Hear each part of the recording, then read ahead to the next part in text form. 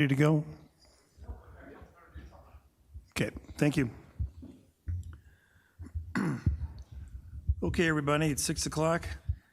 This is a hybrid meeting. The City Council member of the public can view this meeting live on Channel 8, the city's website, and YouTube. Live Spanish translation services are being provided for tonight's council meeting by telephone. Please dial 720-386-9023 and use code 104091 *. City Clerk has hosted a Zoom meeting. Speakers will be able to unmute themselves when recognized. We'll call the study session to order.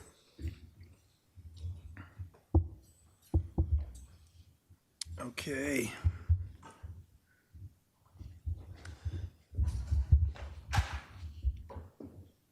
Caitlin, how are you? You too. Do we have any other URA members online? Yeah. Commissioner Hanson and No, Commissioner Hanson won't be here tonight, and we don't have anybody else online from the URA. Okay, thank you. Well, I'm here. Did you count me? Oh, separate Councilmember Dukes. Yes, I see you. Thank you, Councilmember Dukes. All right, we're going to recess to the URA meeting. Council will return immediately following the URA meeting, which is estimated to last until 7:45. We'll now call the URA meeting to order and ask the secretary call roll, sorry. Thank you. Chair Douglas. Present. Vice Chair Noble. Present. Commissioner Guardiola. Present. Commissioner Teeter. Present. Commissioner Sandoval. Commissioner Young. Present. Commissioner Dukes. Present. Commissioner Kim. Here. Commissioner Trujillo. Here. Commissioner Henson. Commissioner Amador. Here. Commissioner Machuga. Okay, Mayor, we have a quorum. Okay, thank you. I need a motion and a second to excuse members not present. Mayor Pro Tem Noble? So moved. Sorry, Vice Chair. Commissioner Kim? Second. Thank you. All those in favor say aye. Aye. Those opposed say nay.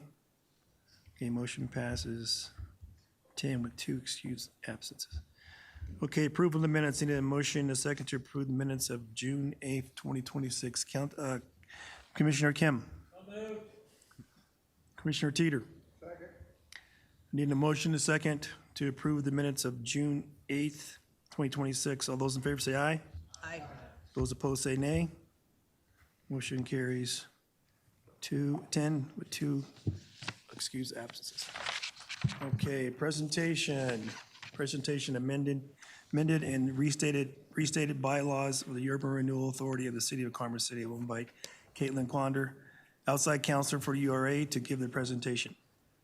Good evening. Caitlin Quander, I serve as special counsel to the Urban Renewal Authority, and I will kind of lead you through both presentations tonight. And it really, I think, demonstrates the need for the reason that you have special counsel from time to time, because the second item that we'll be talking about involves an intergovernmental agreement between the city and the URA. And so it's really appropriate for me to wear your Urban Renewal Authority hat and be your attorney for that. And then on the city side, negotiating an intergovernmental agreement for your city attorney to do that piece of it. So kind of for simplicity, we'll have me run through both of these presentations. We do not have slides, but I do have the draft amended and restated bylaws up on the screen, and I just want to cover a few high points. So the first of this is to just let you know that you have existing bylaws, of course. The last time that we modified those was in 2016. That was when we did a number of aspects to comply with House Bill 151348 that modified the structure of the board. And you brought on a number of other representatives from the county, from the fire district, and from the school district. And so we modified our bylaws at that time to reflect those other members, along with a handful of other cleanup items. So we think it's probably appropriate and timely, both based on some different needs of staff, some clarity around meetings, and some past requests from different board members to do just a bit of a cleanup as we go through this. So if it's all right with you, I will kind of walk you through some high points, and then we can see if there's any questions or discussion. The hope would be that after this discussion, we will make some changes if there is additional feedback, and that we'd be bringing these back formally at your next meeting in August, I can't believe August already, to approve those. And then similarly with the intergovernmental agreement, take your feedback there, go back, kind of make the adjustments between the city and the URA, and then that would come to both city council and then the August meeting of the URA board. So to start with the bylaws, these would be amended and restated bylaws. Obviously, the date on them will be the date that they get approved. Right now, it says the 13th. This Article 1 is really pretty basic stuff, and in fact, looks very similar to your current bylaws. Article 2 has also not changed very much. It really just spells out the different members of the Board of Commissioners, right? The 9 elected members of the governing body for City of Commerce City, along with the Adams County Board of County Commissioners, a member of the special districts that's selected between the special districts, right? They all get together and decide who their appointee is. And then the member from the Board of Education of a school district levying a mill. And then if there's an even number of commissioners, which you have, then we include an appointee by the City Council of the City of Commerce City. Go ahead, yeah. But I mean, it's really intended to be a discussion point, so. I thought that was by appointment by the mayor on the 13th person. It's a recommendation by the city council and then an appointment by the mayor. Okay. At least how it's drafted. It's certainly something you can modify. I think you have a couple of questions, but I want to defer to you, Mr. Chair. Yes, Commissioner Guardiola. When we heard, and this is very specific, how could we change that we could add members from that area more than just one? I think that's important.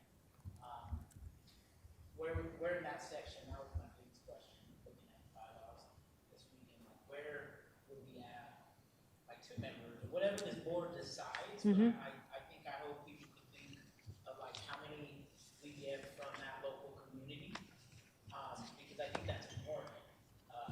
Could you ask Where Jose where to would use we his add that? microphone? Excuse me, Commissioner, could you use your mic, please? Thank you.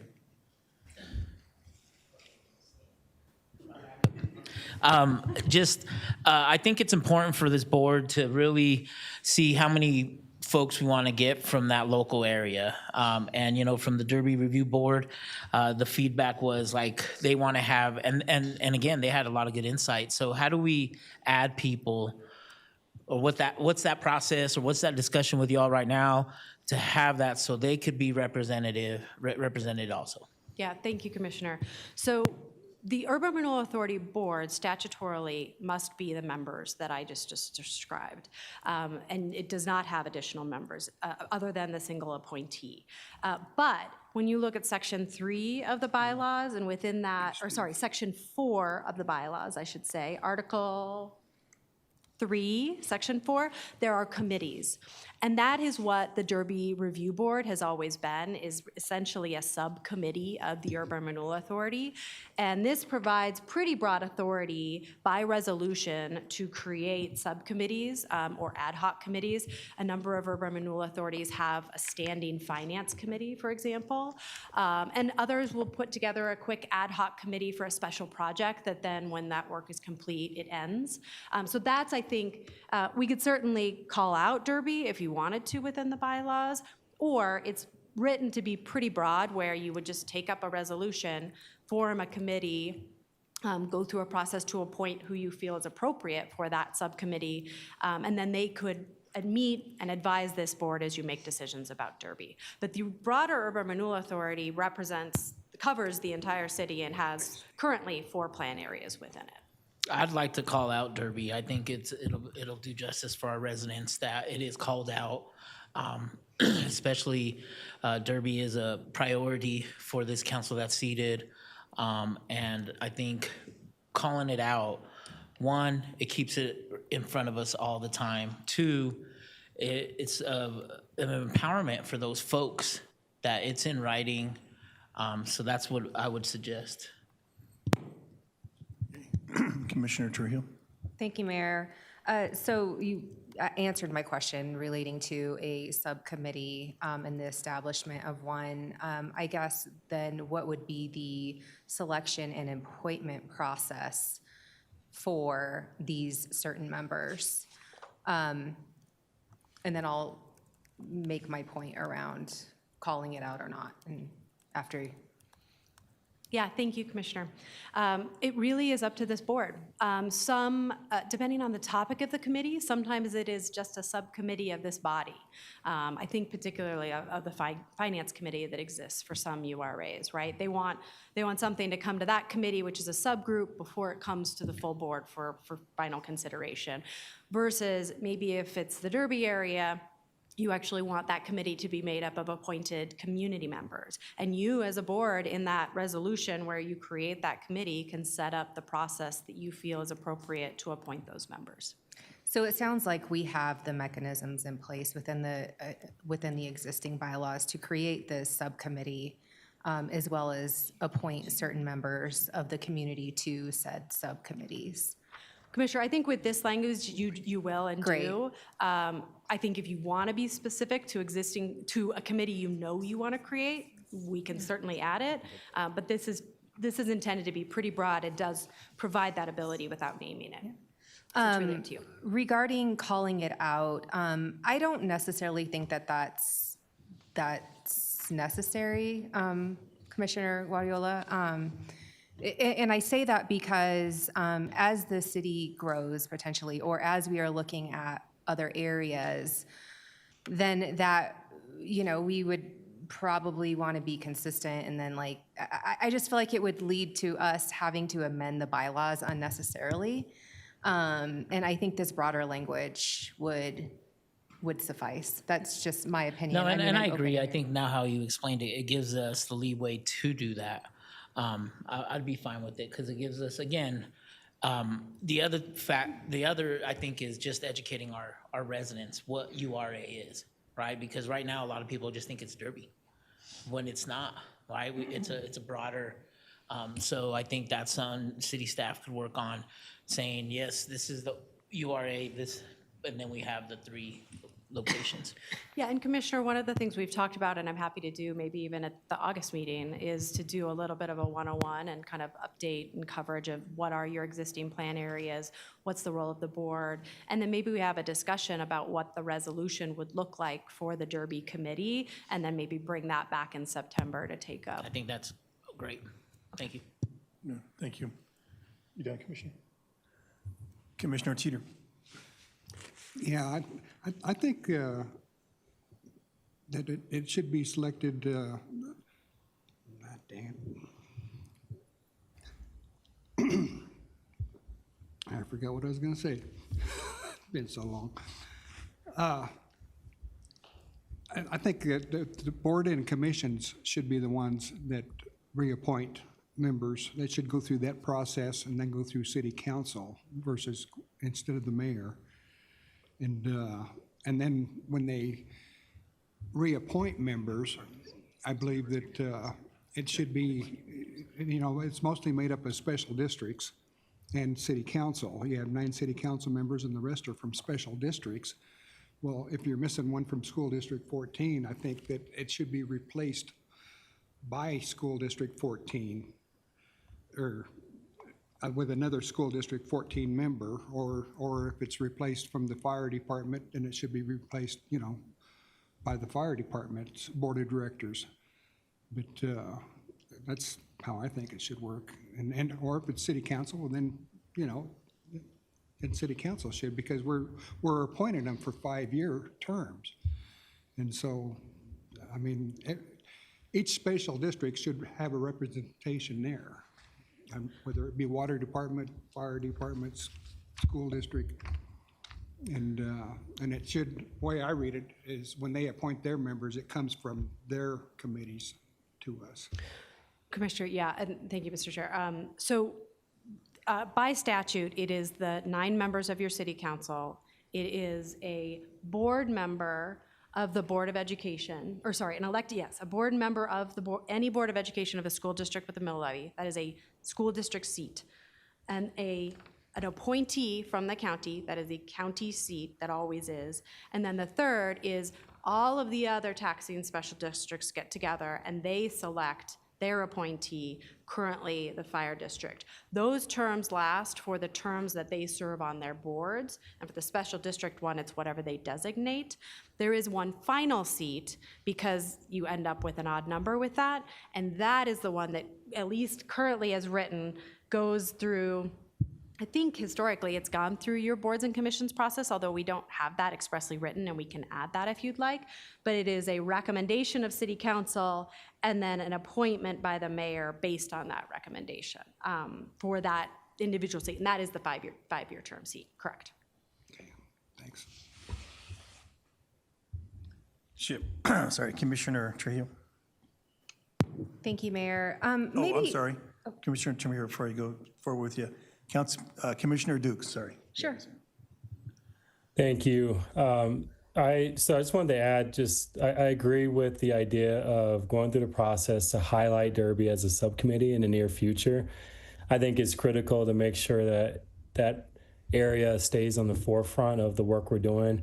I also agree with the process, meaning in the sense that we do have to be thoughtful as we grow in different areas. And so and other urban renewal areas is going to be important. So that conversation is going to be really critical. I have a question about this elected board member. So clarification, the way I read it is that we have two districts. So this could be either Adams 14 or 27J, the way I read that. Is that correct?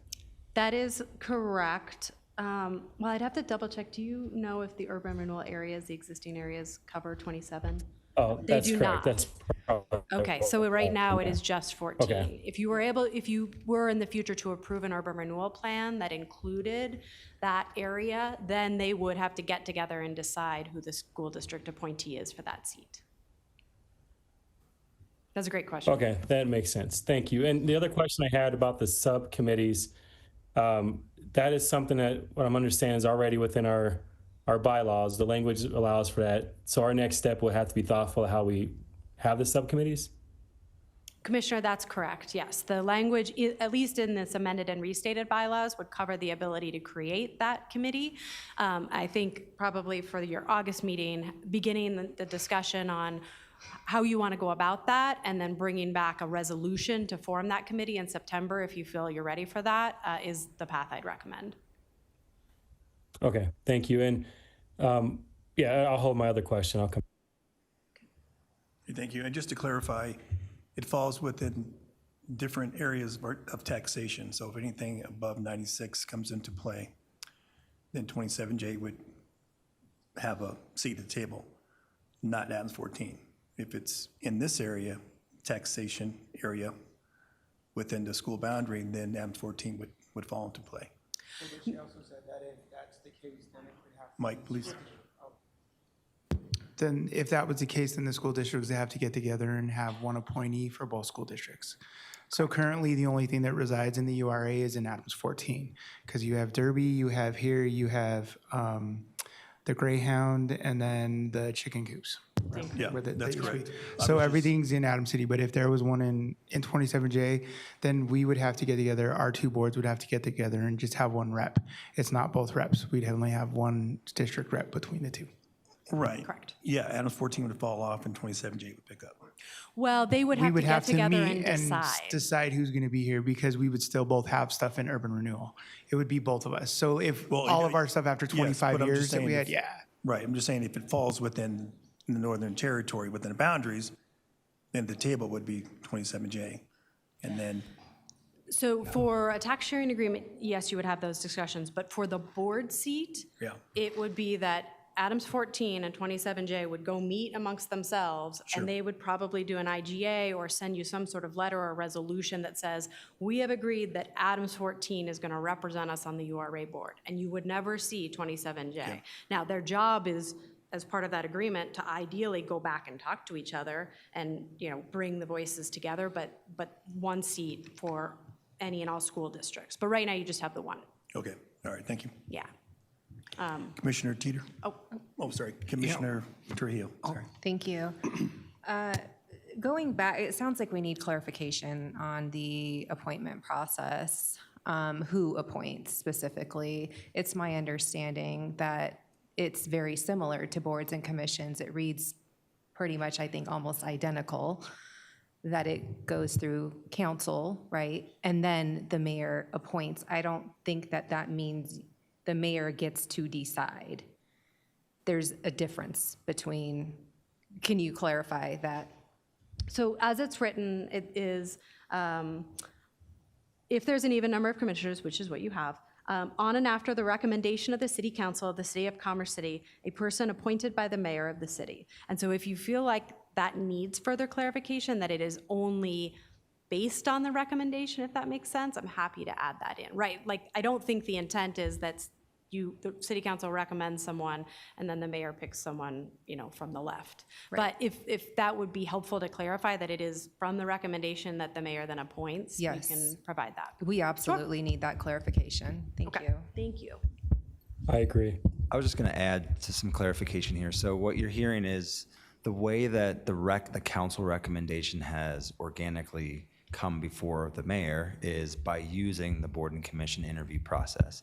There's nothing obligating the URA to follow that process in your bylaws, but that is how we've always done it. And that's my understanding, is how we've historically done it. And it sounds like we maybe should add a reference to the boards and commissions process happening first and then city council onto the mayor. So I will do that and pick that up. Thank you. Okay, Vice Chair Noble. Thank you. Article 3, Section 1, second line, needs a month. Say it one more time. On the second Monday of each month at 6:05 p.m. Oh, thank you. I know it's a curse. I appreciate it. If no other questions, I'll kind of just keep marching, if that's okay. Yes, Commissioner Teeter. Yeah, I'm wondering if these bylaws were written before 27J was in Commerce City. So these current bylaws, we basically started from your 2016 bylaws, but we then drafted these for you to consider for adoption next month. And so it is considered as part of Commerce City, but it is not yet in your urban renewal authority because you do not have a plan area that includes 27J. If and when you do, the language about the school district would apply, and they would get together and figure it out. Because the way we describe it is, an elected member of a board of education of a school district levying a mill levy within the boundaries of an urban renewal area within the authority's boundaries. And right now that is, and then we say selected by agreement of the school districts. And right now there's only one school district to select. But if 27J was brought in, that would cover them. Okay. Okay. Okay, and I just want to clarify this recommendation to the mayor for me to appoint someone. It's just a recommendation. It's not something that is forced on the person in office. It's a recommendation, so there should be choices. If there's two people, Well, right now, Mr. Chair, it's really up to this board to decide how you'd like that language articulated. In the statute, it does require a mayoral appointment, but we can decide, you can decide as a body how you want to provide that direction. Maybe it's two people that the city council recommends on and you make the final call, but if it's only one person that city council wants to recommend on, I suppose you could appoint them or not, and then Right. that seat would sit open, I think would be the alternative. Yeah, I would But- like to but keep that. Whatever you would like to provide as that direction is what we can sure. include. Well, I'm as a recommending we body. keep it because that's the way it's been in the past since 2016. And whether who's ever here after me or whatever, I think we need to be consistent on that. Because it's a bylaw, so it's not a charter. So that, of course, that could change at any time. Can I say Commissioner something, please? Trujillo. I guess I need clarification on what exactly it is that you're trying to get at, Mr. Chair. What are you, Well, are you asking for this body to give you the authority to make appointments by yourself? No. Okay. It's through a interview process An interview process by whom? through the boards and commissions. Okay. Okay, so then I guess I'm still confused as to what, The same process it is when we appoint. I understand Yeah. the process of what it is now and currently, but I guess I'm confused as to why there's even a conversation being had at this point. Well, that's where we're at right now. That's why the bylaws are on the table. Vice Chair Noble. Thank you very much. Just on the basis of history, I have been under 2 mayors, and the mayors have always had that privilege for 1 seat. Sort of comes with the job when you are the chair of the authority. So I'm happy to have it continue the same way.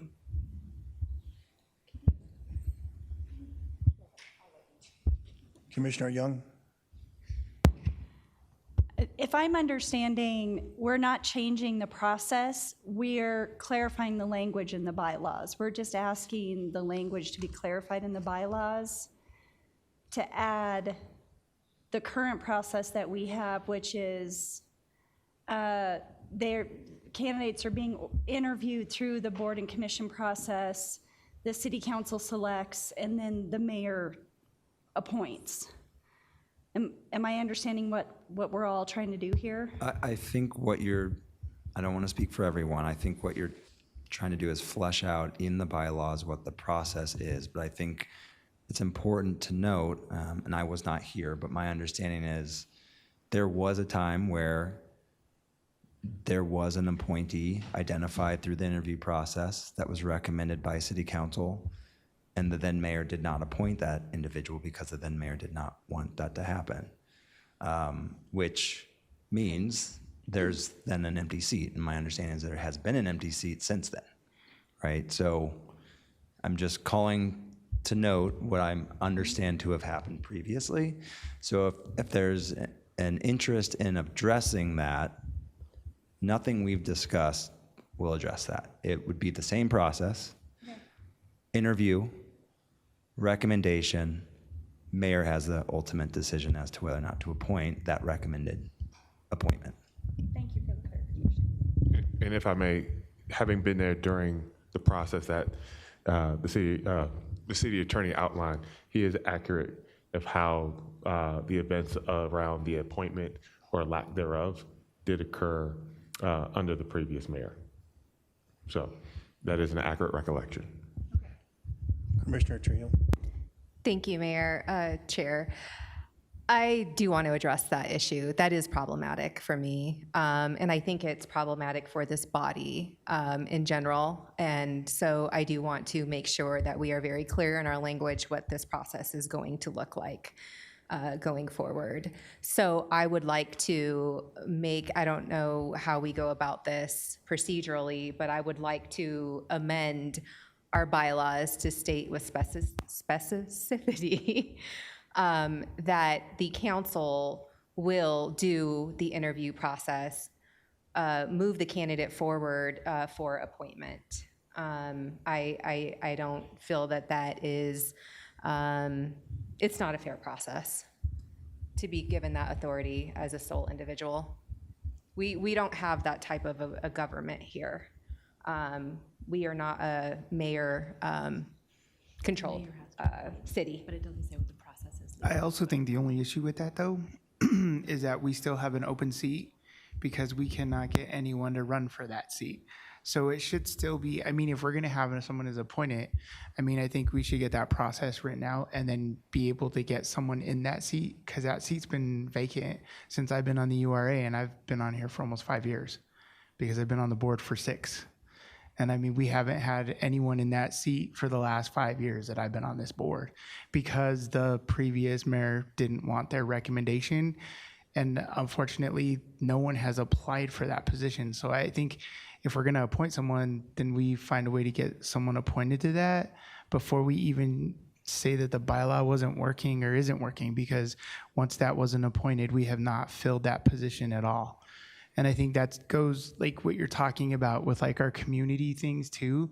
If you look at trying to do your community outreach with Derby, how you get those appointed onto those commissions as well to do subcommittees for those certain areas. Because honestly, if you look at what we've done in the 4 areas that we have in Commerce City, every one of them should have a subcommittee that has a say, because we literally said, hey, when you're gonna get all this property out here and we sold it to Cronky, you promised all this stuff and none of the development that was promised has been done, and that's gonna expire on the URA in like 2-3 years. You look at what they're doing at Greyhound, you would get community from there to do what they're gonna do with the 2 open properties that we still haven't been able to get anyone to fill. And like I said, we're focusing so much on Derby because everyone wants to be part of Derby because it's been here forever. And then like you look at the chicken coops, the district has signed over all their taxes for them, and the company that was supposed to build stuff there hasn't done anything. They pulled out of the job. So I mean, we've signed off on all of our stuff for a district to give away the taxes, and said, hey, here's all the stuff that you guys can do. And we've put all of our effort into that. And if we're going to build a subcommittee, it needs to be built for every part of the community to have a say in that. Because when you have developers come in and say they're going to do something and then they don't do it for 20 years, I mean, I've lived here all my life. I've been here for 40 some years. I grew up in Commerce City. When they built Dick's, they promised all these restaurants, apartments, they're going to build out all around here. None of that's happened, and the URA has not done anything. And he hasn't fulfilled any of the promises that he made to get what he got. So it's just, I agree with you, but I think there has to be some kind of process that, like what we're sitting here talking about, we have not followed up on any of the stuff that, like, we have it in our bylaws, but then we never went out and tried to find another person to get appointed into that position. And it's been 5 years. If I may respond. Commissioner Trujillo. Thank you. I think we're talking about 2 different things. So I'm talking specifically about the appointment process. There is a way for us to go about getting folks appointed, going through a process, an interview process. I agree with all of what you have said. So I'm not following the. We have the process that's been out there, right? For But 5 years, we've had an open seat for 5 years. That's in a the position. different issue to me. But it isn't, because we have a process for it, and we haven't had anyone that applied for the process to go through that process again, and it's been open, because I've seen it open to try and get someone on the URA. Yes. So we've had that process out there for the last 5 years, saying, hey, and like I said, the one that was a failed appointment, no one has put in to fill that position. So I agree with you that I think there's a lack, that we do have a system in place, but that system is still not working, and it hasn't That's worked. exactly what I'm saying, is it's Right. not right. I And mean, so but you're saying if he can't appoint someone, like I said, like he hasn't, No. it wasn't, but you're just saying. that's not what I'm saying. You are, because you're saying that he I shouldn't am have the not saying power that. to appoint someone or Commissioner not appoint someone. Amador, I am not saying that. I'm talking about the process in which we get folks on this URA, right? I'm talking about the example that our city attorney and our city manager just called out, where this body actually did move a candidate forward, and in my opinion, if somebody undergoes and goes through that process, they should have been appointed. The mayor should not be given the power to say no. That's what I'm trying to fix. So we're talking about 2 completely different things. I think you misunderstood what I'm trying to get at here. Thank you. Okay. Commissioner Guardiola. Thank you, Chair. Yeah, I was going to say the same thing, that we wouldn't have a vacancy if the mayor didn't decline or didn't appoint it. That individual went through the process, the board approved them, and the mayor said no. So that's why we have a vacancy. So I am for saying that whoever the board sends up, that's who should be approved. And again, removing that from the mayor's control, I would say, or authority, because again, one single person left a vacancy when everybody else wanted that individual. And I don't think one single person should have that power. So I'm on board with Commissioner Trujillo, is that the mayor should not have that sole power to derail a process. And I've worked with 3 mayors now. And just because it's been that way, I think change is good. I think We just heard an example where we could have a full board, but because of one individual on the board decided not to appoint somebody, we have a vacancy. So I am for taking, I don't know, Lee, taking that power away from the mayor or making the mayor appoint what the city or the commissioners recommend. So And I want to jump in as well. Commissioner Dukes, could you hang on, please? So Go ahead. two things. This is a perfect reason why Caitlin is here as the URA counsel, because my role is the city attorney as well. I do think that it's important to flag the language that's in the underlying state statute that clarifies that the mayor shall appoint. There's nothing that we can do to revise or circumvent the language that's established under state statute that the mayor shall appoint. That said, go ahead. That said, in your bylaws, you can lay out the process that occurs before the mayor shall appoint. And it can be as simple as the mayor shall appoint, or it can be a boards and commissions interview process, then a city council recommendation that the mayor shall appoint from. So it kind of depends on the language that you as a board want to build out. But the mayor must take the final action. Thank you. Commissioner Dukes. Yeah, thank you for the fruitful discussion. And I think, so I'm in agreement with what Caitlin just identified and clarifying the language to say, here's a process that's aligned with the boards and commission process, and the mayor shall appoint from that process that's recommended by city council. So providing clarification that it is the city council, the board process that the mayor shall appoint from. The other piece that I'm hearing, and I agree with, is that if we do it this way, it aligns with our weak mayor system in our city. This is not a strong mayor system, and this is the only place in my experience that we provide one veto power, which in everything else we don't necessarily have a veto power within any other of our governance structure. So I'm in favor of modifying it to make sure that it says the boards and commissions process, and then that the mayor shall appoint from that process. And to Commissioner Amador's point, I do agree that we have a process in place and that we need to strengthen that process to get more candidates to represent a vacancy as well. So I think it's a yes and. And just clarification, what Just a the second, attorney, just a second, Commissioner Kim, and I'll get back to you. Commissioner Amador. After boards and commission process, after it goes through for city council to look at, the mayor still technically by state statute still has the power to veto it, correct? Thank you, Commissioner. So it says the mayor shall appoint. So So the mayor shall, but he doesn't have to still, correct? you could say that in your bylaws, or you could say the mayor shall appoint based on the recommendation of city council. Because I guess what I'm trying to get at is the process in itself, right? We're talking about, you go through boards and commissions, you get somebody appointed, right? It's basically how we've done other boards and commissions as well, where we have all these appointments on there. You get someone for URA, he still has veto power. Well, I don't know how you would per read state the statute, right? It does not say veto power. It just says. You know what I mean, right? I mean, not. I do. Is it a rubber stamp, or does it Is give it them a right choice? versus the majority of the board or council saying, "Yep, we approve that." Commissioner Trio, could you direct where that's stated in the state statute, Lee, where the language is? Sure. That way we're all on the same page.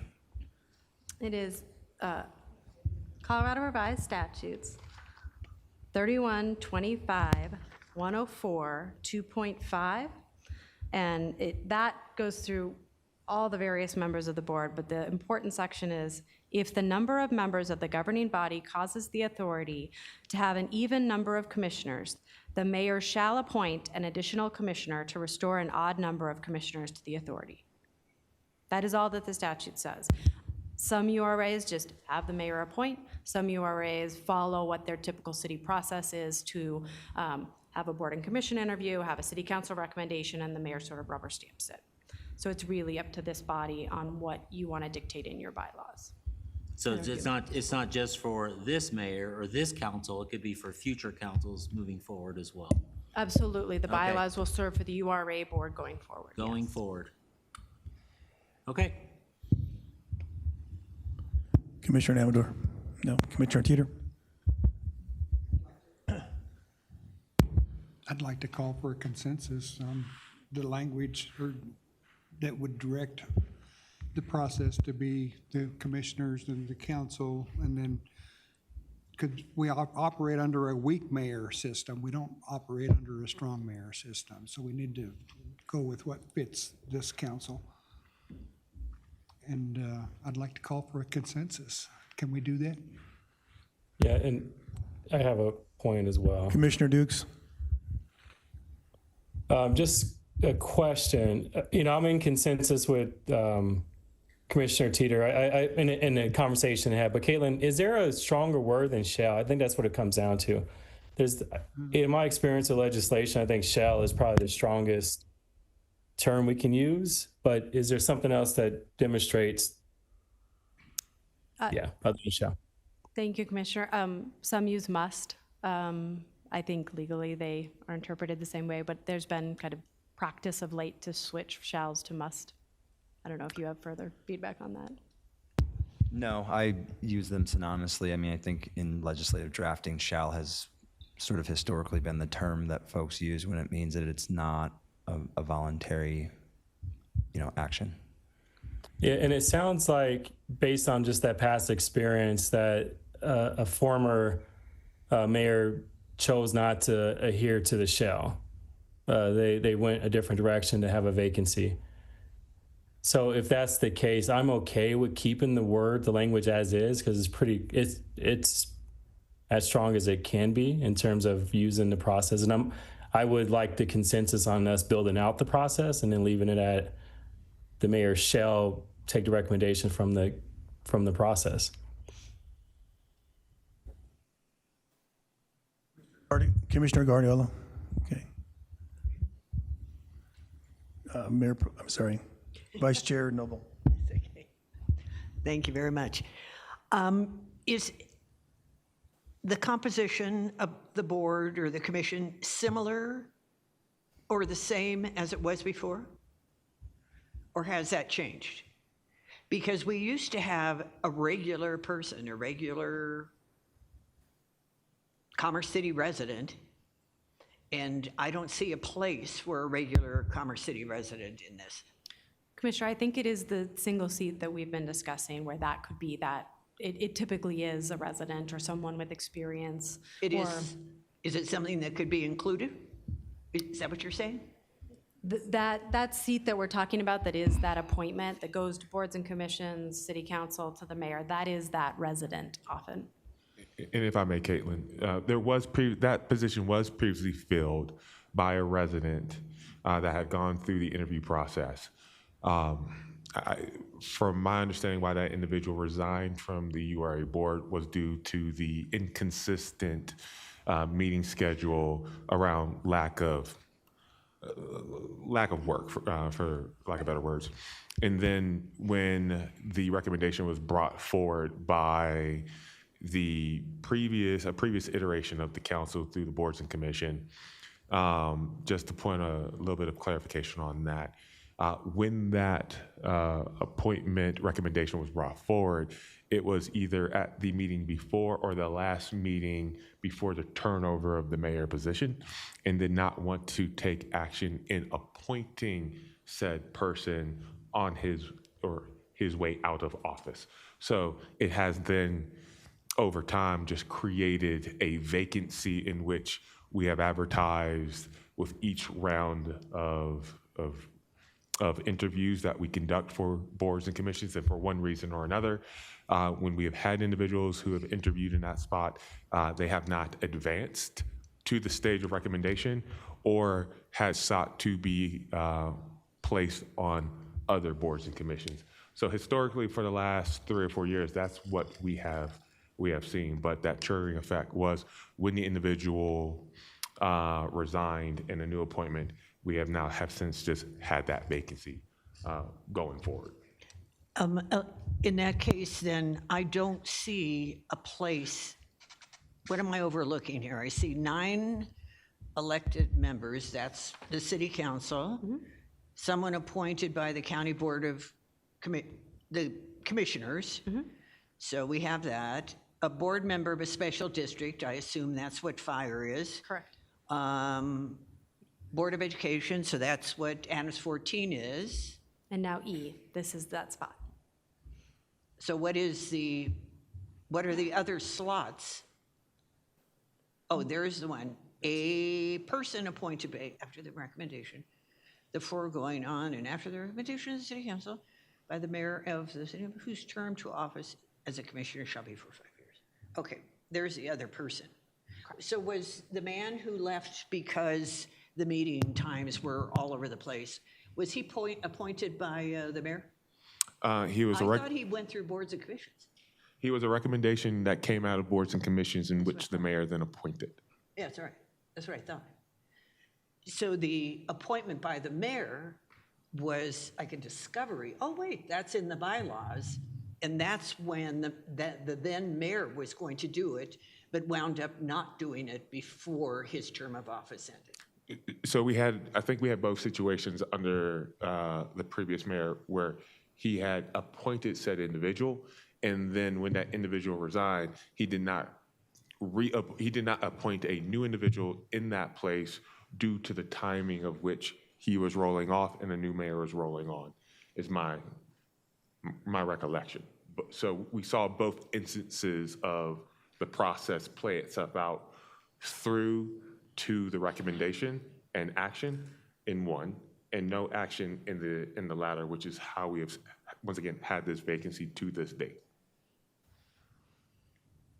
Well, it says after the recommendation of the city council. Oh, okay.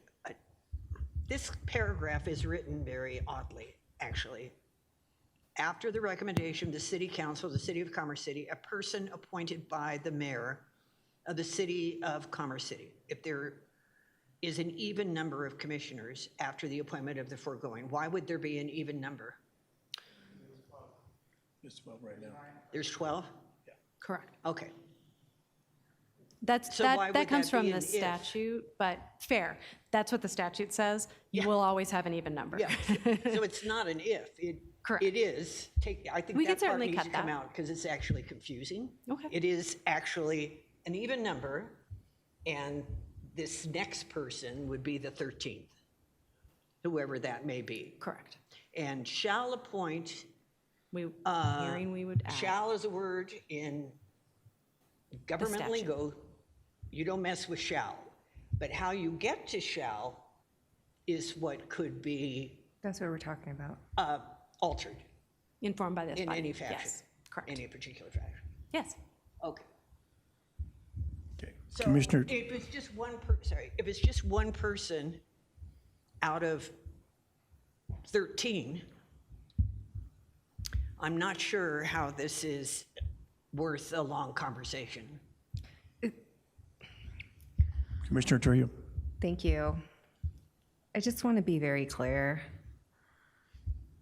We're talking about the process of the appointment. I don't think anybody's trying to change the fact that, and we all understand and agree that statutorily the mayor must do the appointment. We're talking about the process of how to get there. So I want to be clear in the language in our bylaws about that process. I would like to come to a consensus on what that is and move forward. Are you making a motion? Do I make a motion? Can I make a motion? I I'm think pretty it sure I don't may be make a appropriate to kind motion.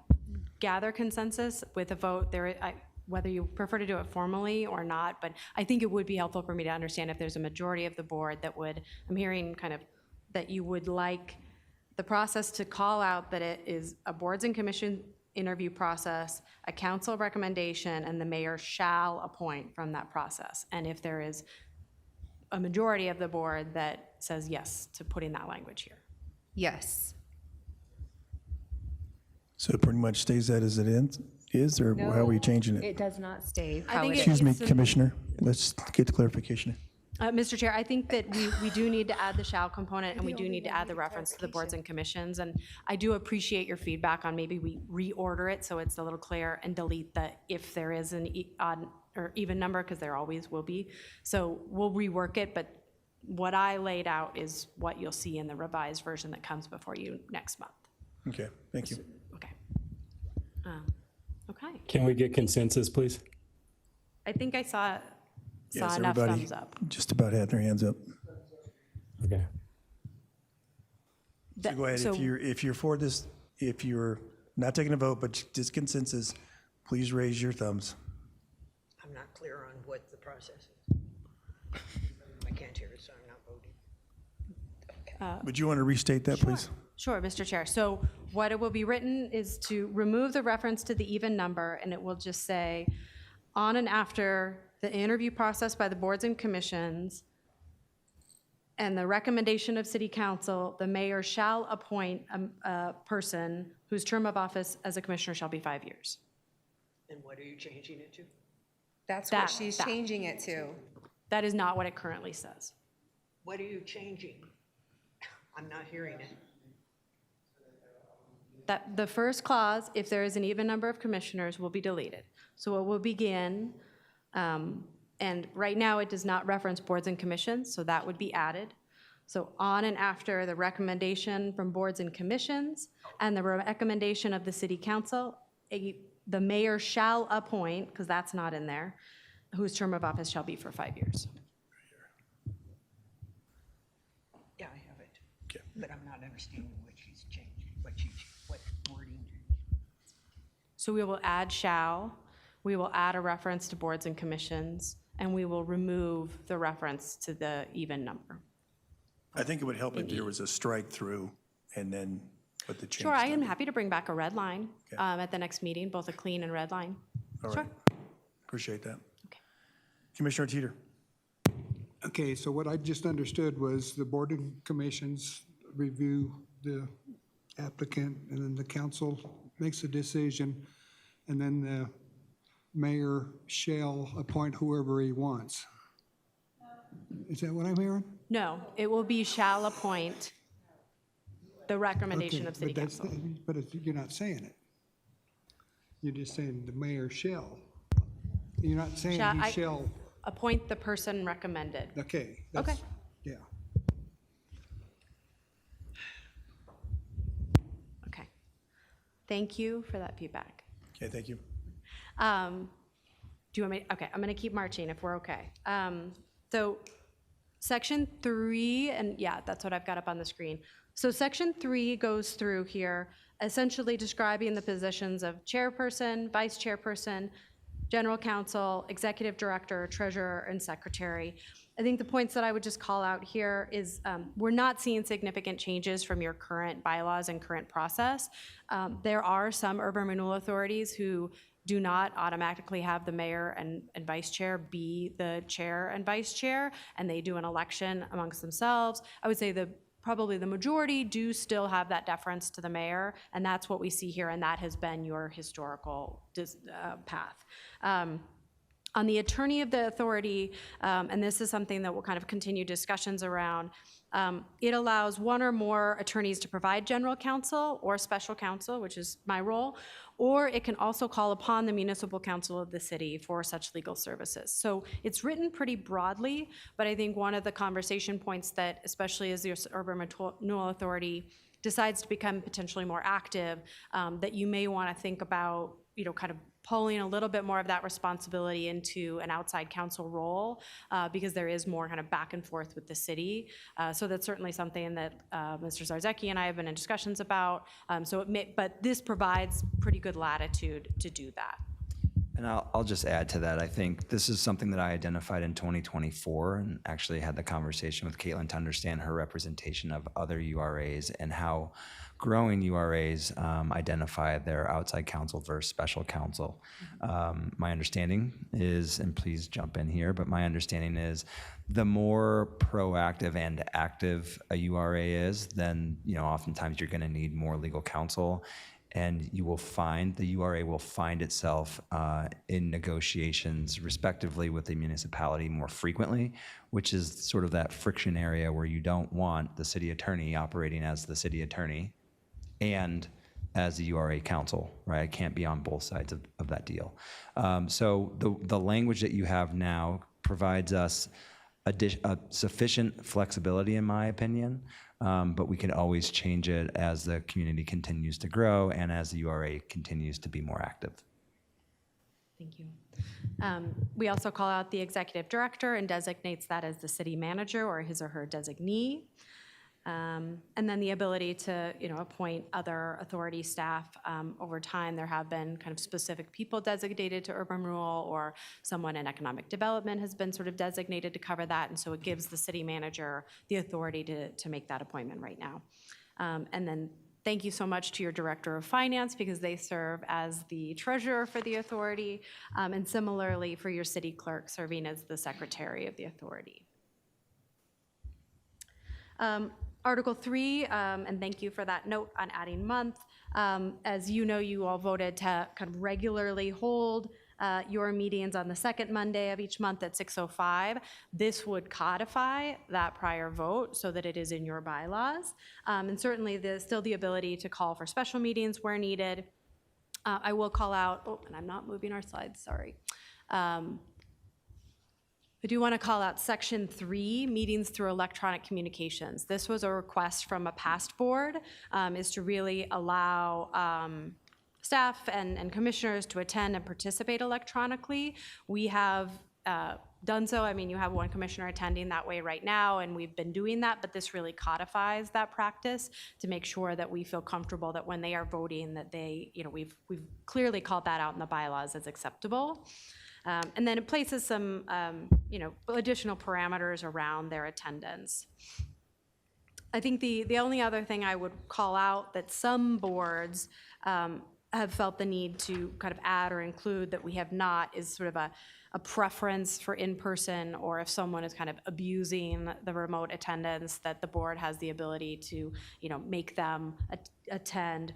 We did in Section 10 on attendance add language at the request of a past board at B, where if you have a regular board member who is just not showing up at meetings, you can proactively request their attendance at a meeting. And if they fail to attend, then they can be kind of deemed guilty of misconduct and then removed from the board. So we did build that process in at the request of a prior board. So I just wanted to call out that Section 10B.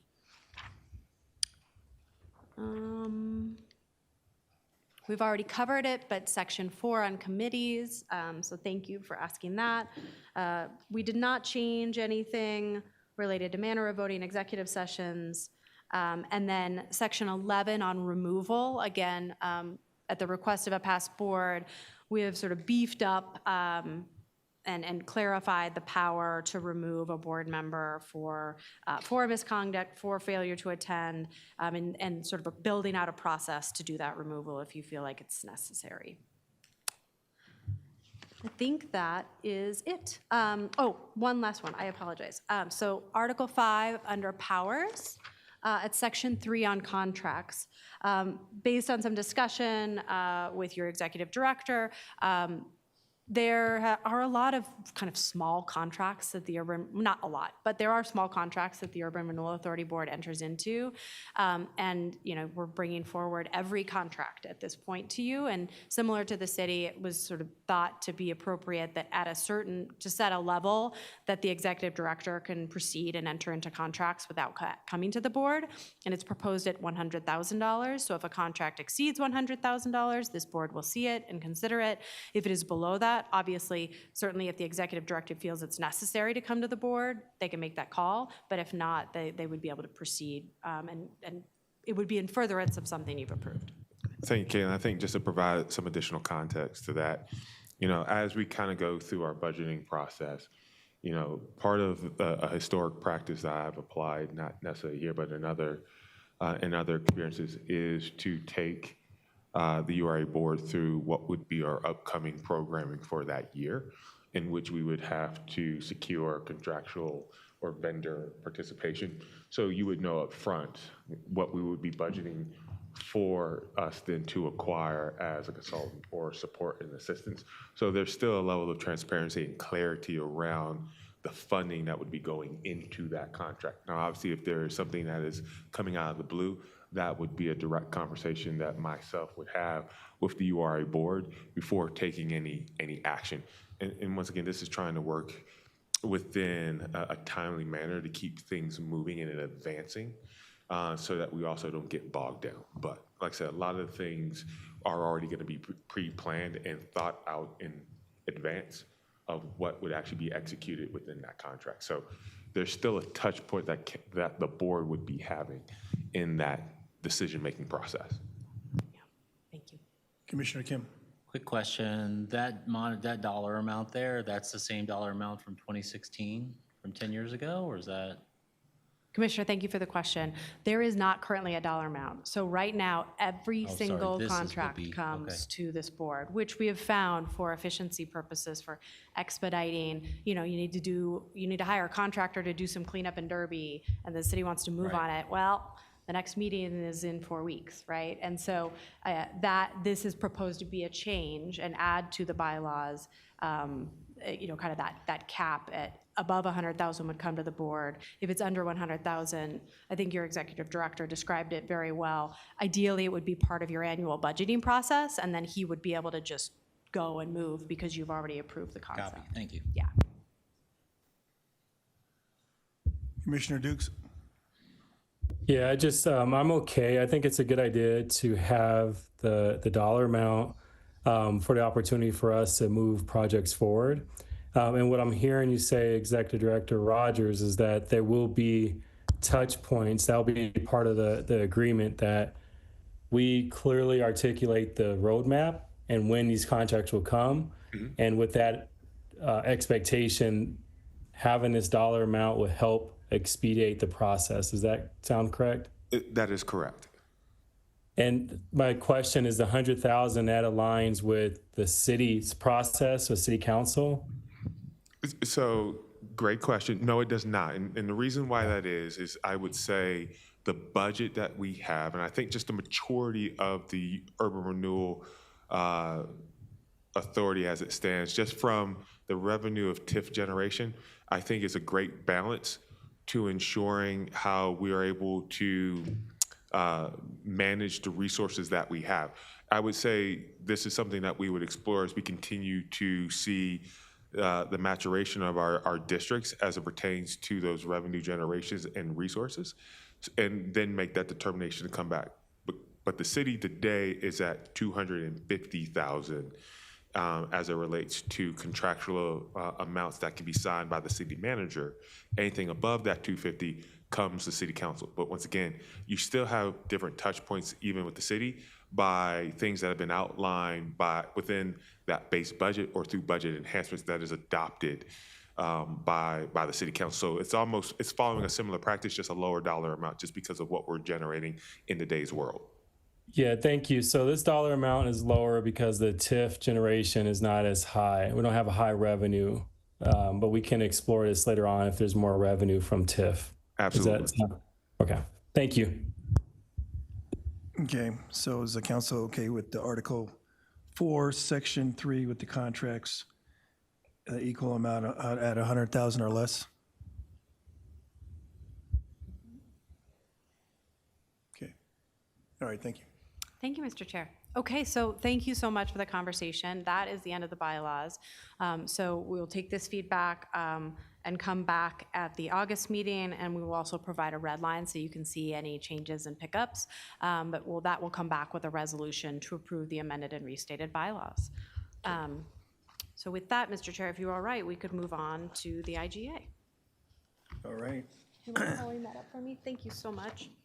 we'll move on to 26-563, amended and restated intergovernmental agreement between the City of Commerce City, Colorado, and Urban Renewal Authority of the City of Commerce City pertaining to administrative and other matters. Thank you, Mr. Chair. So This would bring forward a draft right now, and again, similarly, we would propose that, based on feedback, we would make changes and bring forward a resolution, and approval of this IGA in your August meeting, and similarly, it would also advance to City Council. I'm hearing next Monday, maybe. Would look forward to hearing your feedback. Right now, you are operating, best we can tell, under a 1981 Memorandum of Understanding. And so we think it is very timely and appropriate to get this updated. I'm just going to walk you through kind of key provisions here in the IGA. And I will say that this follows a very typical IGA that exists between cities and urban renewal authorities. I think there are a few urban renewal authorities that have gotten very large and active, and at that point they do begin hiring their own staff, getting their own insurance, things like that. But I would say the vast majority follow a similar line like this. So the first section relates to authority employees provided by the city. And the general concept here is that as it exists today, for example, the city clerk serves as the secretary to the Urban Renewal Authority, and they are still a city employee paid by the city. The finance director is an employee of the city, and under their city time is doing some work on behalf of the Urban Renewal Authority. And similarly, kind of whoever the executive director appoints they are a city employee doing that work under that direction. I would draw your attention to legal counsel, which is at section 1G, and I think the way that we currently do it is that Mr. Zarzaki is a city employee and paid under city employee time, but I, as legal counsel, am under the Urban Renewal Authority budget as your special counsel. And then separately at H, this is an important one to call out, is that upon the direction of the executive director, city staff time spent on authority activities could be separately recorded and documented and then charged back to the authority, and then it references another section on once the executive director of the authority and the city manager have essentially determined that the Urban Renewal Authority has enough money that it wants to reimburse the city for staff time. And sometimes that can be on a one-off basis. Gosh, this URA has a really big particular project for this one urban renewal area, and that's really going to go above and beyond this city employees' work. And so we want to be able to have the URA compensate the city for that. For others, when they get large enough, as an example, I represent the Fort Collins Urban Renewal Authority. They track the time of several city employees, and a quarter of their time is spent on the Urban Renewal Authority, and 3/4 of their time is spent on the city, and the Urban Renewal Authority pays the city for that time. They have the budget to do that. So that's what this provides the flexibility to do. I'll stop there. Vice Chair Noble? No. Rocky. Oh. Commissioner Teeter? Yeah, I believe that with the technology we have today, that the city employees should be reimbursed, or the city should be reimbursed for any work done for the Urban Renewal Authority Board. It just, it's a pretty simple process. They're, like you said, they have the money, they should be paying for it. Executive Director Rogers? Thank you, Chair. So that's a yes and a no. Some districts have money, but no, let me put it this way. Some districts may have TIF revenue, but the TIF revenue may already have some preceding obligations that would have to be met first and beforehand of reimbursing the city. So where we currently stand is that our districts outside of Derby are not generating enough revenue that would be able to reimburse across the broad expanse of staff that is providing the necessary resource and operations to effectively manage the districts that we have. Over time, we hope with redevelopment and build out of those districts that the TIF revenue would get to a place that it would be able to not just assume a percentage, but its totality of costs that would be required for staff having to put its time into the URA. But it is not there yet.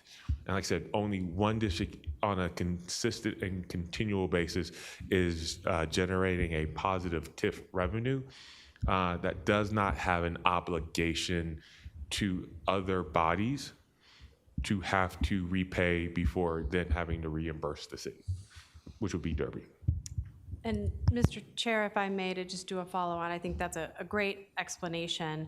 And I think the consideration that both this board and the executive director need to think about is that once you do have a district that does have enough money, do you want to use those dollars to pay for staff time or do a reimbursement? Or do you want to put them back into that area?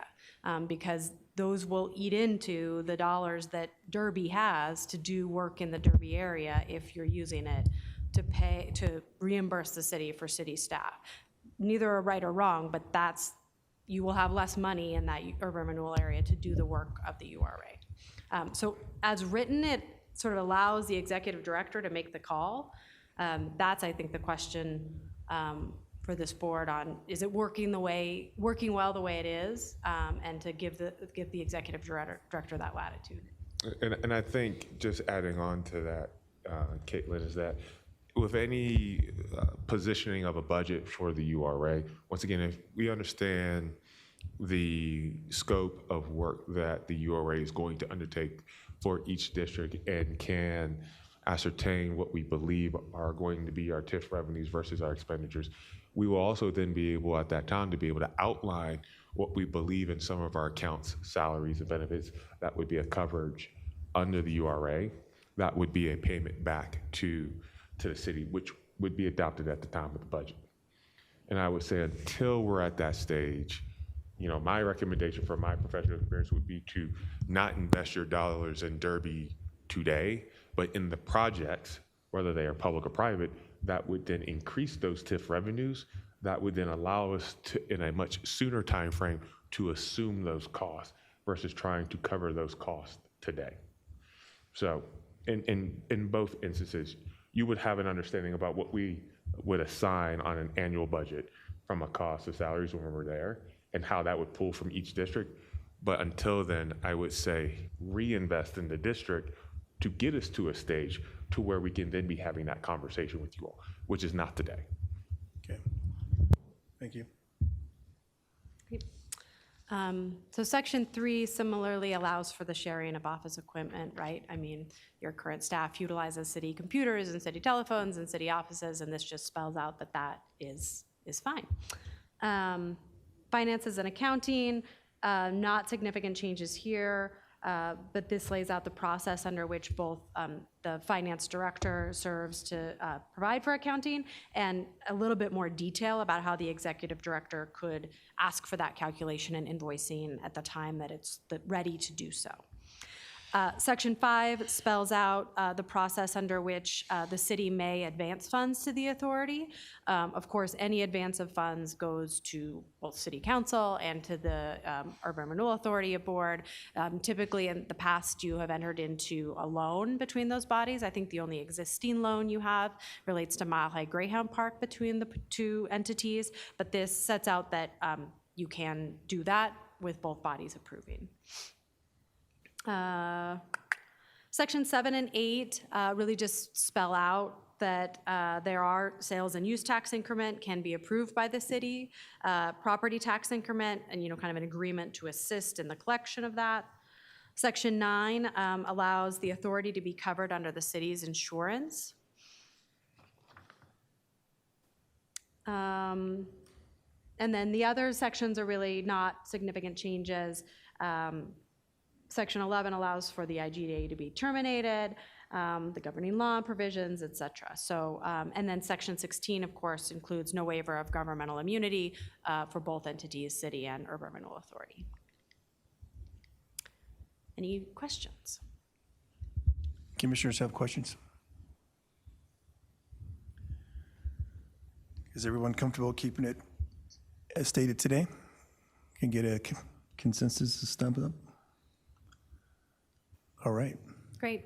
Thank you so much for the time and the feedback. I think particularly on the IGA, I mean, both documents, we really feel like this will put the URA in a really good position to have clarity with its partners going forward to make sure we do the right business and can really dig in on the many priorities you have. So we'll see you back in August with 2 resolutions, and I think the city will see the IGA in a different venue. Yeah, thank you, Caitlin. Before we adjourn here, Executive Director Rogers, did you want to report? Yes, sir. So first, I'd like to go through Derby Blight Study. The scope for the RFP is being finalized with procurement. Our outside URA counsel has provided a revised timeline for us to be able to set some expectations on when that will be able to hit the street.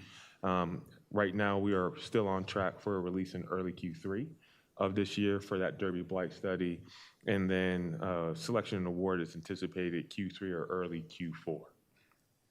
With the Derby PUD, staff and community development are working through the priority discussions that we had heard from the URA board, I believe back in June, as well as before that in April, with the intent and outlining a scope of work which we will then be able to advance and identify next steps and timelines and engagement with our community. Obviously, this is going to be a big key piece for the long-term revitalization efforts in Derby. Mile High Greyhound Park, we're finalizing the RFP scope for parcels A and B, which is still on track for early Q3. The execution of the CBRE contract, which will help us with both the disposition and acquisition of properties across all of the URA, but specifically with Mile High Greyhound Park, will help us with the disposition and finding the appropriate development partner in moving and advancing parcels A and B, which is primarily identified for commercial use. Right now, there is a level of intentionality that the URA staff is working with PD in and around the urban encampments that are occurring on or around our property that we have at the intersection of 62nd and Vasquez. So that is a point of importance and interest for us as we're continuing to move and advance that development. Bridge House is teaming with our community well-being, communications, public works on various roles, responsibilities, and communications. Bridge Housing is the use of a vendor to help with maintenance operations and upkeep of our various districts, particularly Mile High Greyhound Park, Derby. And right now, we are simply awaiting that finalized contract for me to be able to execute. But we have had a tour of those districts with Bridge House so that they can familiarize themselves with those 2 districts and understanding what the expectation is when we are able to take that next step. I discussed about CBRE and the contract being fully executed and just simply now taking the next steps. So once again, that property acquisition and or disposition discussions or positioning that we may want in certain targeted districts that we currently have today. Something that is new that will be coming the first week of September is what we call the Derby Sponsorship Kit. That's developing a comprehensive sponsorship package to support revitalization projects, which would include opportunities tied to the SBRC Shade Structure Initiative, Mercado de Derby, and a mosaic sidewalk art program that is in development for Derby. So we'll have more on that in our upcoming meetings. But when we think about the sponsorship is how can we get our business community and or other, I would call it non-residential constituents of our city involved in being able to continue to prop Derby up. So we are creating this kit to be able to help engage, but also to help attract them to the opportunities of giving back into their community in a number of different ways that are meaningful from the feedback that we've received. So in that, once again, we are continuing to work on that, and we should have full sponsorship kits by the first week of September, which we will be able to give to the URA board to help in being able to be our ambassadors and pushing out into the community.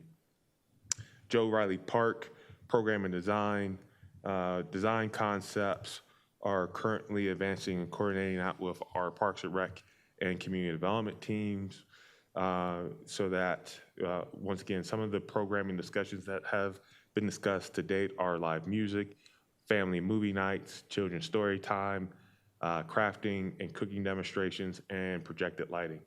The goal is to try to create a flexible space at Joe Rally for both small events and everyday community use. Career Development Hub, this is in partnership with Community College of Aurora, is to create a workforce hub pilot at the SBRC.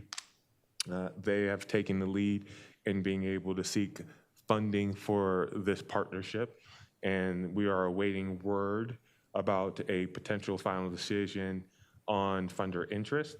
Obviously, we've had some strong collaboration that has been able to share our commitment to expanding that education workforce pathway. So we anticipate we should have some level of a response here in the next 2 to 3 weeks, if all things go well. Mercado Day Derby. The Yellow Rose is hosting the Kids Zone with family-friend activities when the Mercado Day Derby does go live. Our contractor is reviewing proposals for tents, restrooms, staging, and AV services when we do in August. Traffic plan is anticipated to be submitted for closure of the roadways this week so that we have enough time to ensure that it meets our needs. There will be overnight security and event cleanup, and those services have been secured, so that will aid in our effort.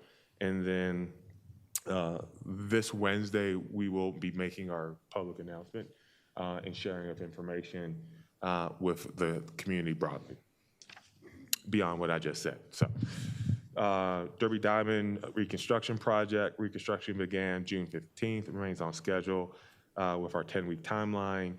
Remaining materials are expected August 7th, giving our contractor adequate time to finish. Business open during construction. Signs have been placed at all of our 4 roads into the intersection, and we are exploring ways to reuse the pavers with our public works staff. So it'll be interesting to see what the recommendation that comes from repurposing of the bricks that were in and next steps. And then the last but not least, Derby lighting study. The final lighting study was delivered to staff just last week. We are reviewing recommendations. These recommendations will be planned for a URA presentation in Q4 2026. I think some of the key findings, and one that really stands out to us, is that there are improvements needed in 12 lighting hotspot areas. What's interesting about those hotspot areas is that several are located on private property, so we'll have to devise a different pathway, a different plan than what we can do within the city's jurisdiction, which is the right-of-way. So this also will come out within those recommendations on a phased approach, just thinking about the existing TIF revenue resources that we would have to apply over the course of time to be able to construct that lighting. But once again, you all will get a presentation, you all will receive recommendations, and you all will see my recommendation on that phased implementation of that lighting study. And that is my report for today. All right, thank you, Executive Rogers. Commissioner Dukes? Thank you. Executive Director Rogers, thank you for the update and all the hard work that's being placed into activating Derby and the area itself. I think it's going to be a great addition to just providing continual support to deepen our relationship and our opportunities for gathering spaces for community members in the South. I do have a question or a recommendation. You probably thought about this already, around ensuring that we have Adams 14 students providing some type of entertainment. I know they went to DC in a marching band, and so having some space where we can showcase the amazing students that are across the district, that'll be fantastic. We have that. The other question I have is when we think about unhoused community, and on the tail end of our conversation around funding from URA, is this a space where we can use URA funding to speed up the process of whether it's cleanup, trash cleanup, not just with Derby, but that we have another URA spot that has illegal dumping. And so I wonder if there's a space that we can use dollars to expedite a lot of that so that we can have a clean community. So I'm not going to put Caitlin on the spot, but I think it's a conversation that myself and our team would have with her in just reviewing against the Derby, in this particular case, urban renewal plan, to see whether or not this is an identified or would fall within that categorization of a project, undertaking, or activity that's allowed by the plan, and would then come back to you with a response to that, you and the rest of the URA board. Okay, thank you. And just to be simple and simplify the question or request, this would be an opportunity for us to use dollars to contract maybe a third party to do cleanup consistently and really often so that we have a really clean part of our city. And then this will also be in addition to pick up and clean up to illegal dumping on the other urban renewal site that isn't often seen. Caitlin? Commissioner, if I could just add, thank you, Mr. Chair.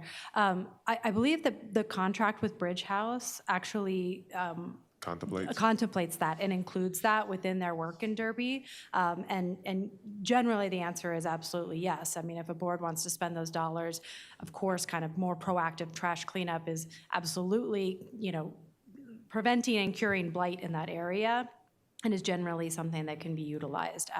But I do, my recollection is that Bridge House contract includes it for Derby. In my understanding with Bridge House, that's helping someone unhoused find housing.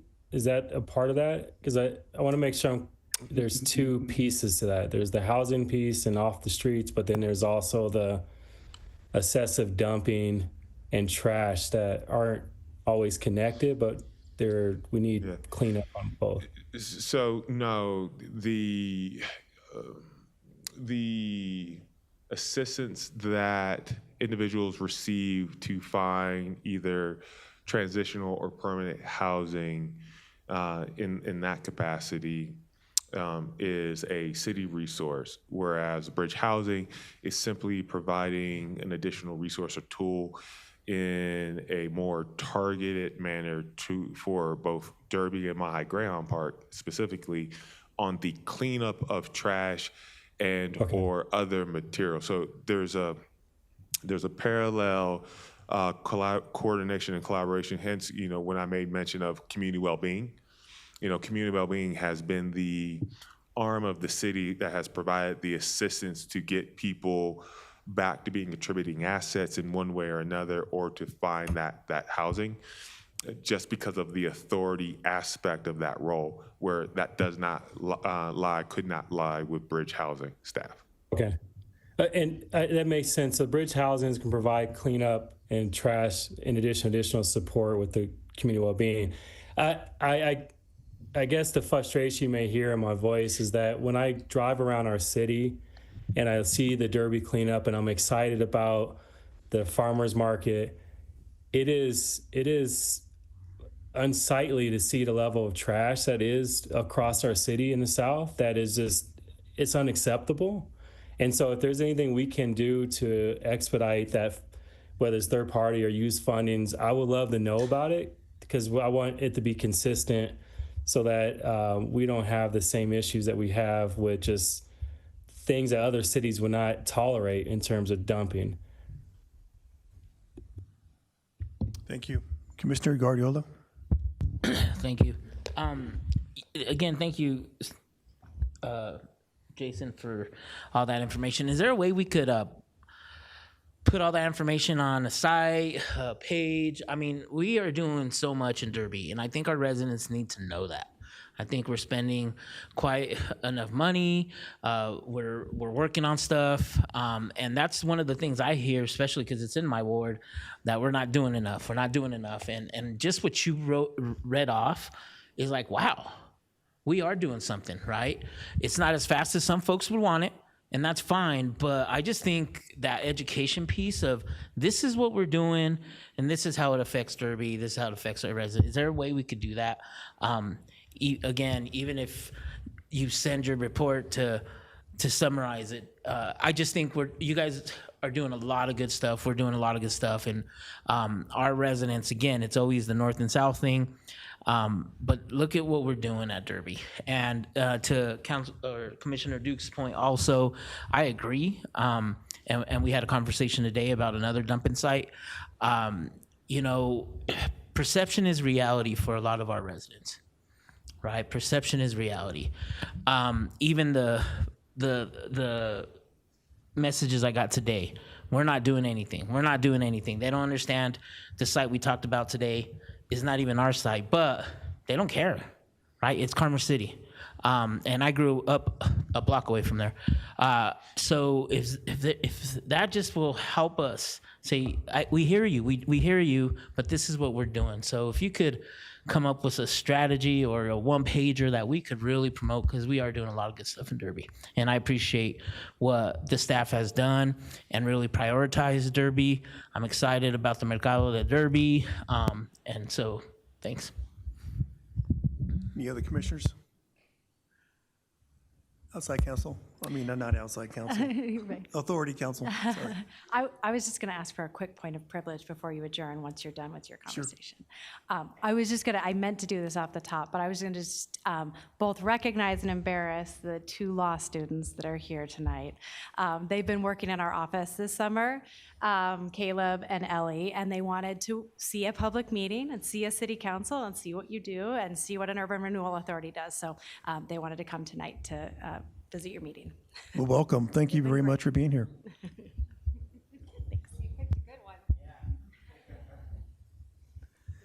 All right, with that, thank you, Executive Director Rogers. Thank you very much for those highlights on the Urban Renewal Authority as well. Seeing no further business, it is 7:31. We are adjourned, and we're going to take a 10-minute break. Be back at 7:41, please.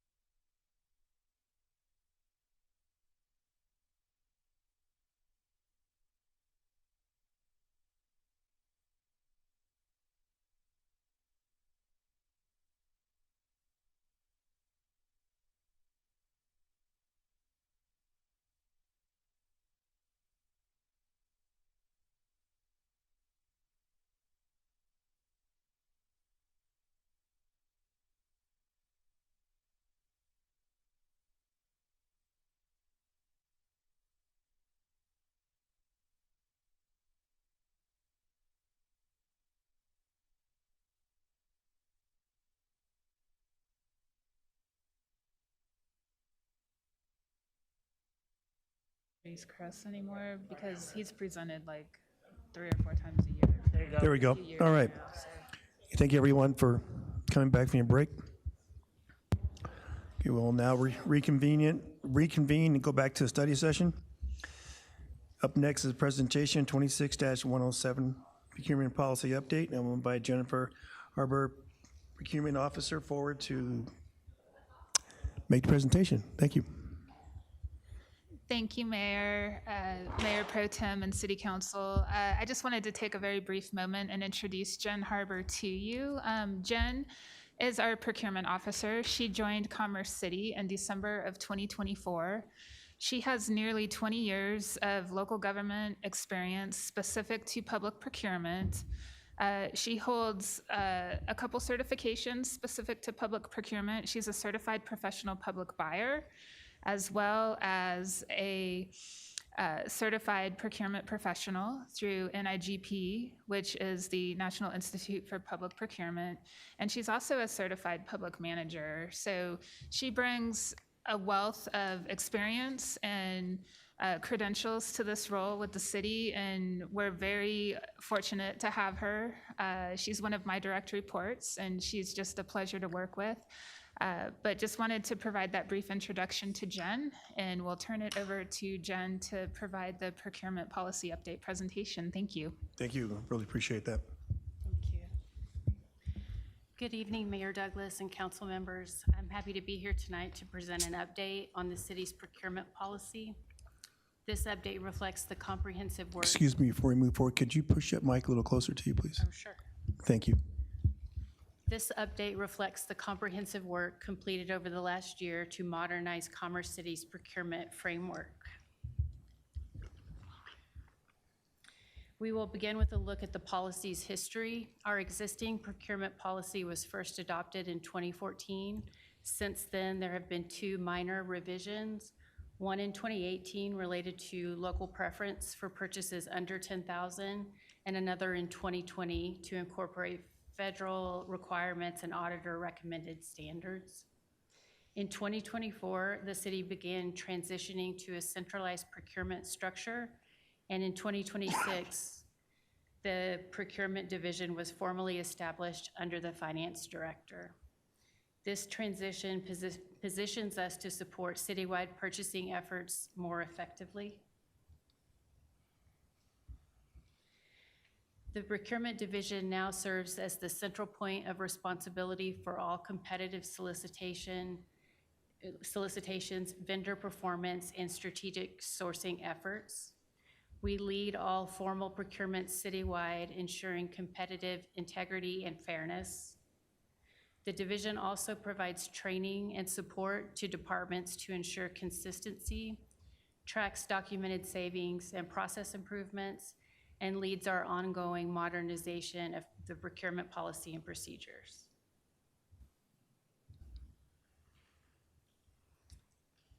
As Commerce City continues to grow, consistent and transparent procurement activity is essential. Past decentralized practices created inconsistencies and compliance gaps.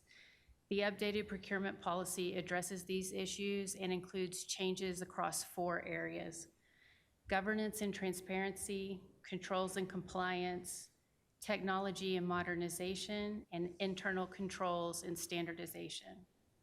Collectively, these updates align our process with recognized public procurement best practices and strengthen oversight. First, under governance and transparency, the updated policy centralizes procurement authority within the procurement division and establishes the procurement officer role with clear citywide responsibilities. The division now oversees all procurement of goods and services as well as construction. The policy also requires maintenance of a procurement manual and a procurement card manual to promote uniformity. Additionally, the discretionary purchasing threshold increases from $10,000 to $15,000. This aligns with the federal micro purchase threshold and reduces administrative burden for low-value transactions. Next, in the area of controls and compliance, the policy strengthens rules against procurement circumvention by prohibiting intentional splitting or sequencing of purchases. It also standardizes formal solicitation methods and resolicitation requirements. Documentation for waivers, sole sources, and failed competition is expanded for greater accountability. New emergency procurement procedures are defined to reduce discretionary interpretation, ensuring emergency purchases are limited to meeting the immediate needs.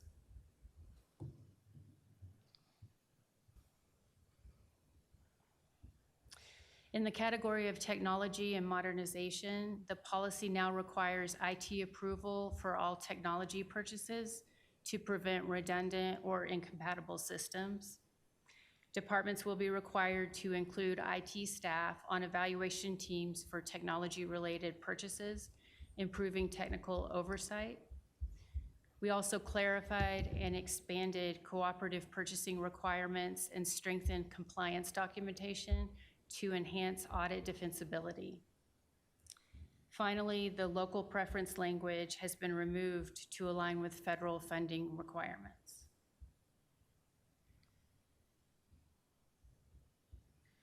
In terms of internal controls and standardization, departments will be required to obtain purchase orders before purchases are made. Standard Commerce City terms and conditions will be referenced on the PO, streamlining contract development.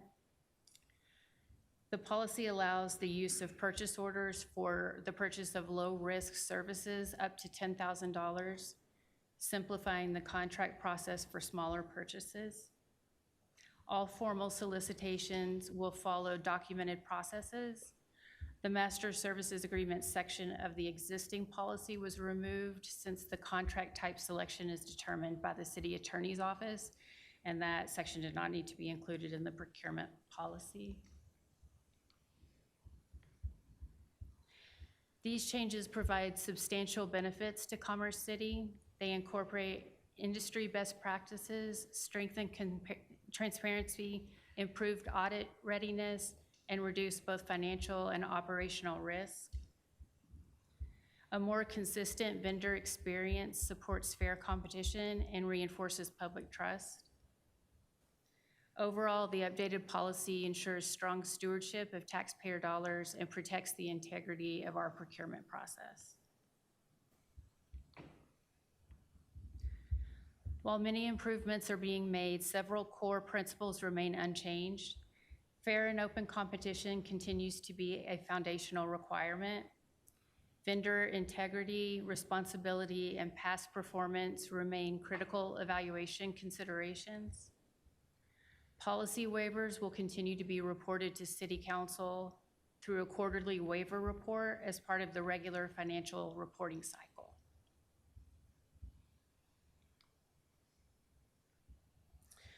Looking ahead, the next step is to bring forward a companion ordinance and resolution for council consideration in August. These code changes align with policy updates, add authority to issue purchase orders, and simplify previously complex approval structures. We will also finalize the procurement and procurement card manuals, which include detailed operating procedures but do not require council approval. Finally, we will launch staff training and communications to ensure consistent implementation citywide. That concludes the presentation. I'm happy to answer any questions council may have. Thank you. Councilmember have questions? Mayor Pro Tem Noble. Thank you very much for your presentation. Glad you're here and glad you have this important role. I'd like a real world example to help us here. Traffic signals on Chambers Road at Chambers and Heartland and Chambers and 106th. Could you describe the process to get to the point of an RFP or an RFB, and if those have been let for bid? They have, actually. It opens this week. Both of those locations are already, the bid has been published. Okay. I'm sorry, go ahead. And who issues the RFP or the RFB? Sure. The Department, Public Works, initiated the procurement process, so they complete an intake form, which comes to the procurement division. We assign it within our 3-person team, and we take their information about the project, their completed intake form, plus the scope of work. In this case, it had complete design documents, and we create the RFP. Or in this case, it was a bid. So we created the IFB for Public Works. And how do you disseminate the RFP? We publish it online through BidNet. That's our procurement software. Okay. For several years, I got RFPs, which I always found really interesting because we don't, as a city council, see everything that's happening in the community. How would I be able to see those RFPs? So BidNet is linked on our public-facing website. Under bid opportunities, you can click on the BidNet link, and it'll take you to everything that we have published right now. Okay, great. Yeah. Thank you very much. Thank you. Councilmember Guardiola. Yeah, I just want to say thank you for all this work. I think, again, to update and keep us at the forefront of all this, you guys are doing a great job on this stuff, so thank you. Thank you. I appreciate that. Councilmember Dukes.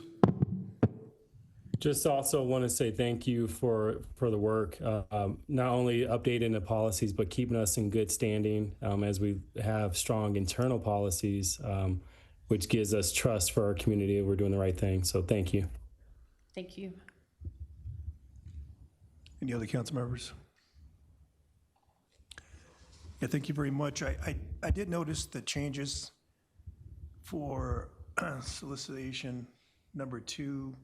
Was it Article 2, procurement threshold, solicitation on requirements? Before it was it much higher than 75,000?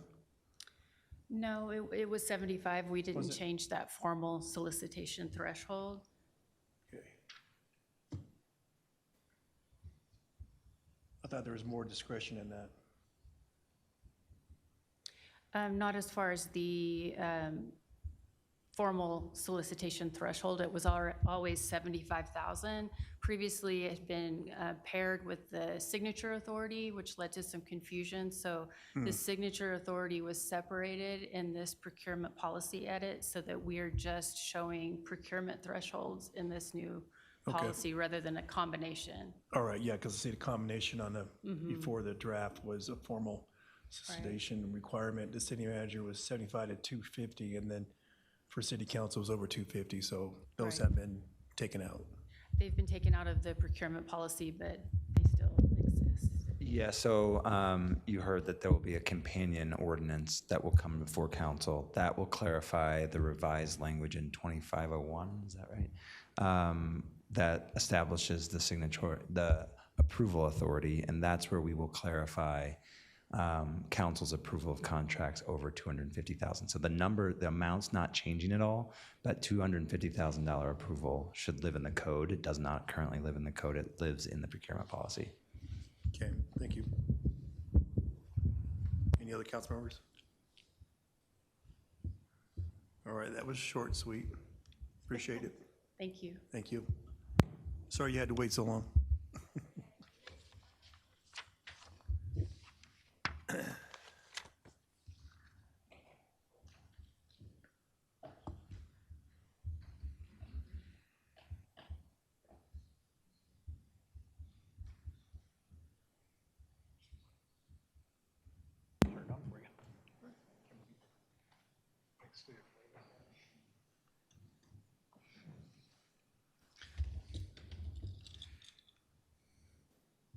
All right, on to presentation 25-6509, building code amendments. We'll invite Ken Ekros, Yes, sir. Chief Building Official, make a presentation. Yes, thank you, council members, for hearing us out tonight. City management. I appreciate you listening to what I have to present. So we have a couple amendments we needed to bring in back into the code. There was some things that, some oversight during the last code adoption that some things needed to be brought back in, and then contractors and customers requested a few updates to our code. So, which button takes this forward, guys? Okay.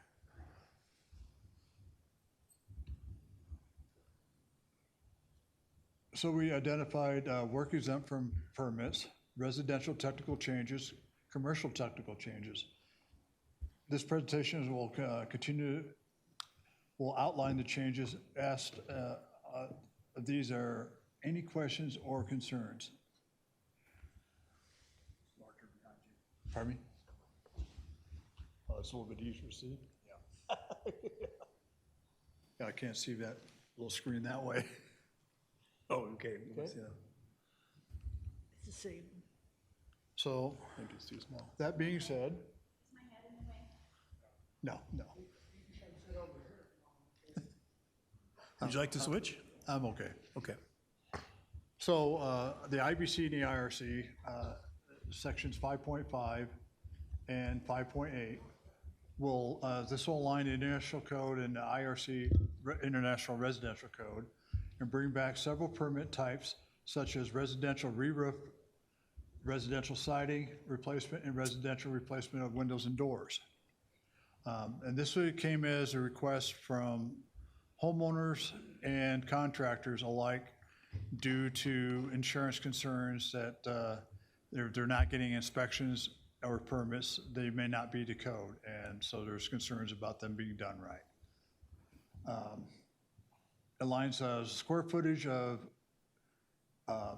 cutoff for permit requirements in the Commerce City with standard IRC and IBC requirements. For example, Commerce City currently exempts accessory structures up to 256 square feet. That is, by code, is 200 square feet, and this aligns our code back to our LDC and municipal codes, because there's been some discrepancies on the square footage, and it just realigns it back to our municipal codes. And I'm sorry for the confusion here. Change of occupancy from R5, eliminating the R5 and using R3. The R5 requirements are all covered by the R3 requirements, with all code changes and updates are covered under the R3 code.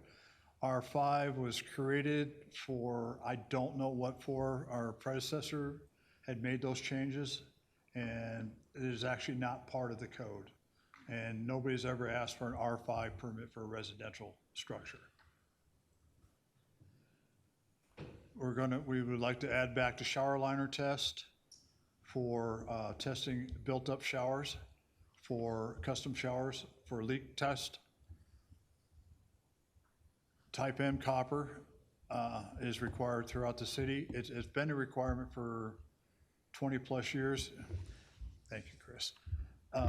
It was overlooked at the last code amendments and didn't get put back in, so we would like to have it reinstated. Add an amendment in the city to require signed contracts, for example, between builder and buyer, which allows staff and applicants to resolve valuation when said valuation is being disputed is too low. We have a lot of contractors that say it only costs me $1 to do this structure or for the materials, and so we require, if you truly are going to do it for $1, let's see your contract.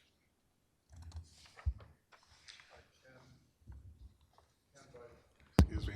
By way of clarification on that R3 and R5 designation, those are building occupancy types.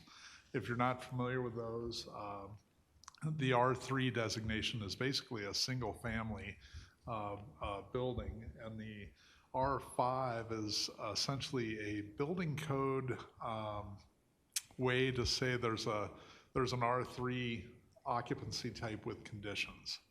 So just wanted to clarify that for you if you were not familiar with occupancy types in the IRC.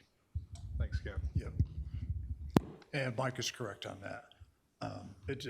R3s are actually, R5 doesn't have to, we don't have to have an R5 because R3 is clarified through the code for all special conditions. Commercial and technical changes, we want to make changes to sign appendix to align with the land development code. LDC, removing painted non-aluminum signs and projected signs from sign exempt from permits.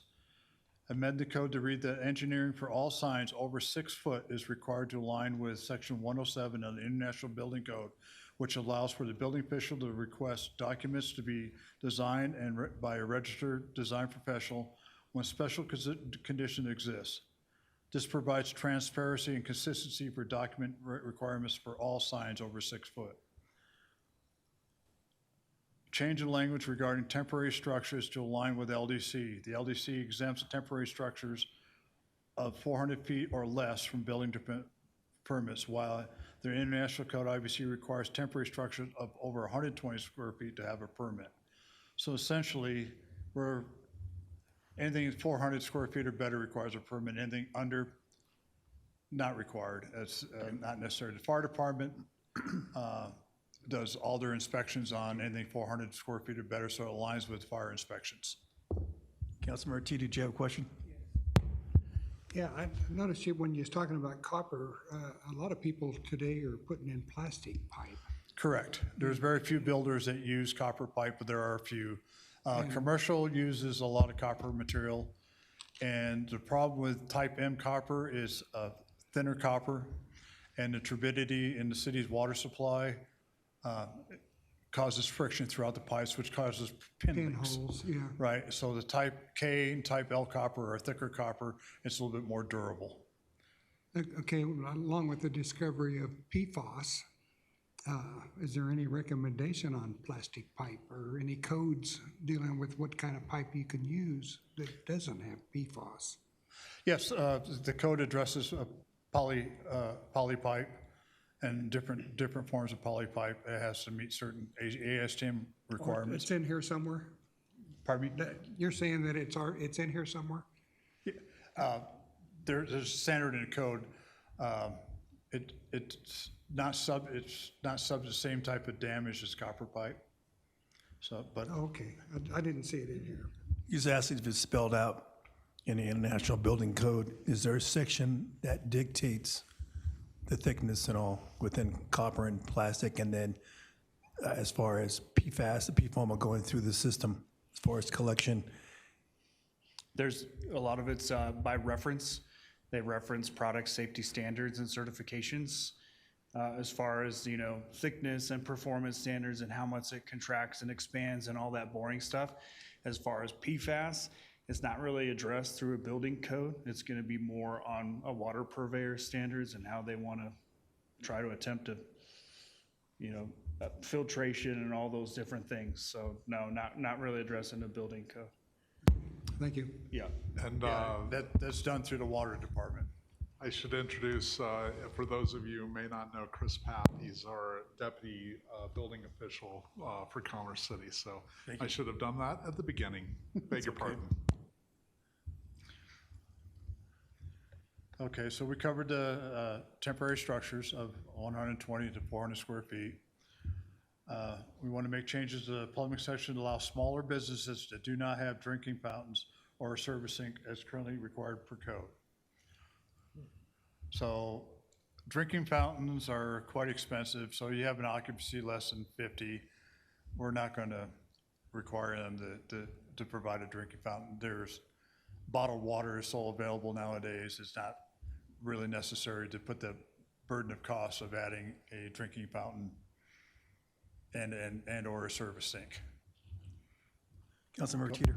I'm just looking at places like when you go to Dick's Stadium and they charge you $5 for a bottle of water, and it'd be nice to make it mandatory where they have a drinking station to where you could bring your own cup and fill it up. They do have bottled water filling stations there, and they do provide drinking fountains. This is for small businesses. So, yeah, this wouldn't remove requirements for places of assembly, not even close. Something like Dick's Sporting Goods, or even places of worship, places of assembly, it wouldn't remove that. The majority of these, what we're talking about is like all the quick trips moving in and stuff like that, where they're actually selling like bottled water. That's where we get the most discrepancy. So we didn't find it a safety concern to remove that requirement. Those would be most of the types of facilities, businesses that this would capture. Okay, thanks.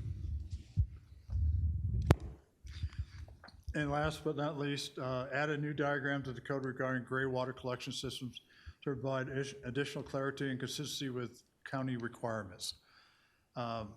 So the diagram that they're referencing would be, they allow gray water systems for flushing toilets and flushing toilets only. Water District does not want to allow irrigation, gray water irrigation, because they're concerned about groundwater contamination. So they made an agreement between Adams County and the Water Department that they will only do it for toilet flushing and not groundwater contamination. Okay. Any questions, guys? Well, thank you for the presentation. That was, I'm sorry about the computer. I couldn't read that. oh, no, you're chart fine. up there. It was, we have all the information in front of us as well, and it is, as far as the international codes and all, and the international residential code too. City Council have any questions? Mayor Pro Tem Noble? What? You want to go with I someone had else? my hand up, but go Okay, ahead. I have a few questions. A 256 square foot building is exempt from a permit. That would be larger than a single car garage. It's a little That's bit smaller than a 240. single car. I'm seeing 240, 20 by 10, right, single car. So does that mean that if your neighbor decides to put in a single car garage next door, that they don't need a permit to do that? If it's a garage, A single car garage? if it's permitted, and they come in and pull a permit for a single car garage, they have to meet the requirements, no matter what size, if they call it a garage. But if it's an accessory structure for a shed, they could technically, right now by code, they can build a shed up to 256 square feet. And allow me to clarify one point. They currently, this 256 square feet would not require a building permit, but in the new code, it will require a zoning permit. A little bit of a different, so we would check for the setbacks, the height, the design of the structure, but for building purposes, they wouldn't need to have a building inspection or structural analysis for a building of that size. And that, instead of 256 square feet, would under these revisions go to 200 square feet. Still fairly large, 20 by 10, as you noted, but we would be checking the setbacks, we would be checking the building materials, we would be checking the height of the structure. Okay, okay, good. Then I was also wondering about the copper tubing. So the turbidity is due to the water that we have in Commerce City. Yes. So there's a lot of crud in our water, right? Minerals and so on and so forth. Have any structures been approved with the lesser strength copper? No, we still required it on our plans. It came to our attention not too long ago that it didn't get put back into the code when we did 21 amendments, and it was pointed out, we still required on our stamp plans, it is a note, and everybody has been complying with it. We just want to get it back in the code so we have it back in city code. Okay, thank you. And then I do have sort of a side question to ask. And it has been mentioned to me a few times, I think it's around 8 apartment buildings that went in at Peoria and I-76. That was administrative approval, did not come through the city council. But what stood out for me after having driven a lot in on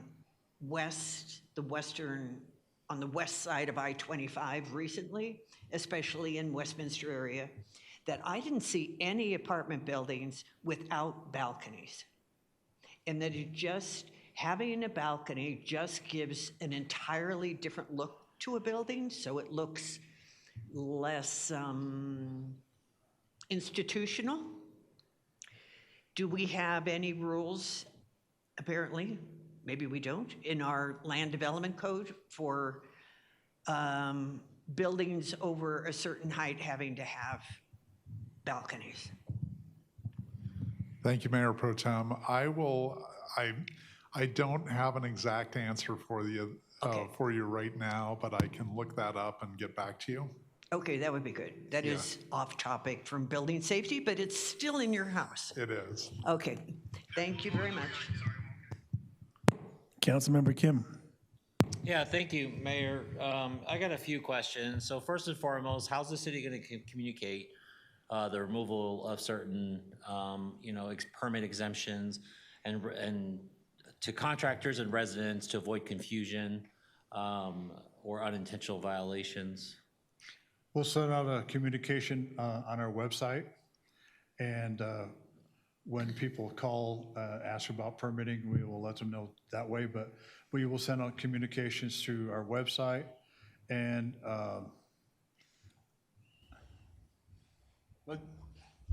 we typically work with the communications team with the city to, post it on the website, but then also just send out a lot of email to all the contractors and permit applicants we currently have through our permitting software. So my question then, I guess, with regards to those contractors and all, has there been any feedback from them with regards to the changes that are being made?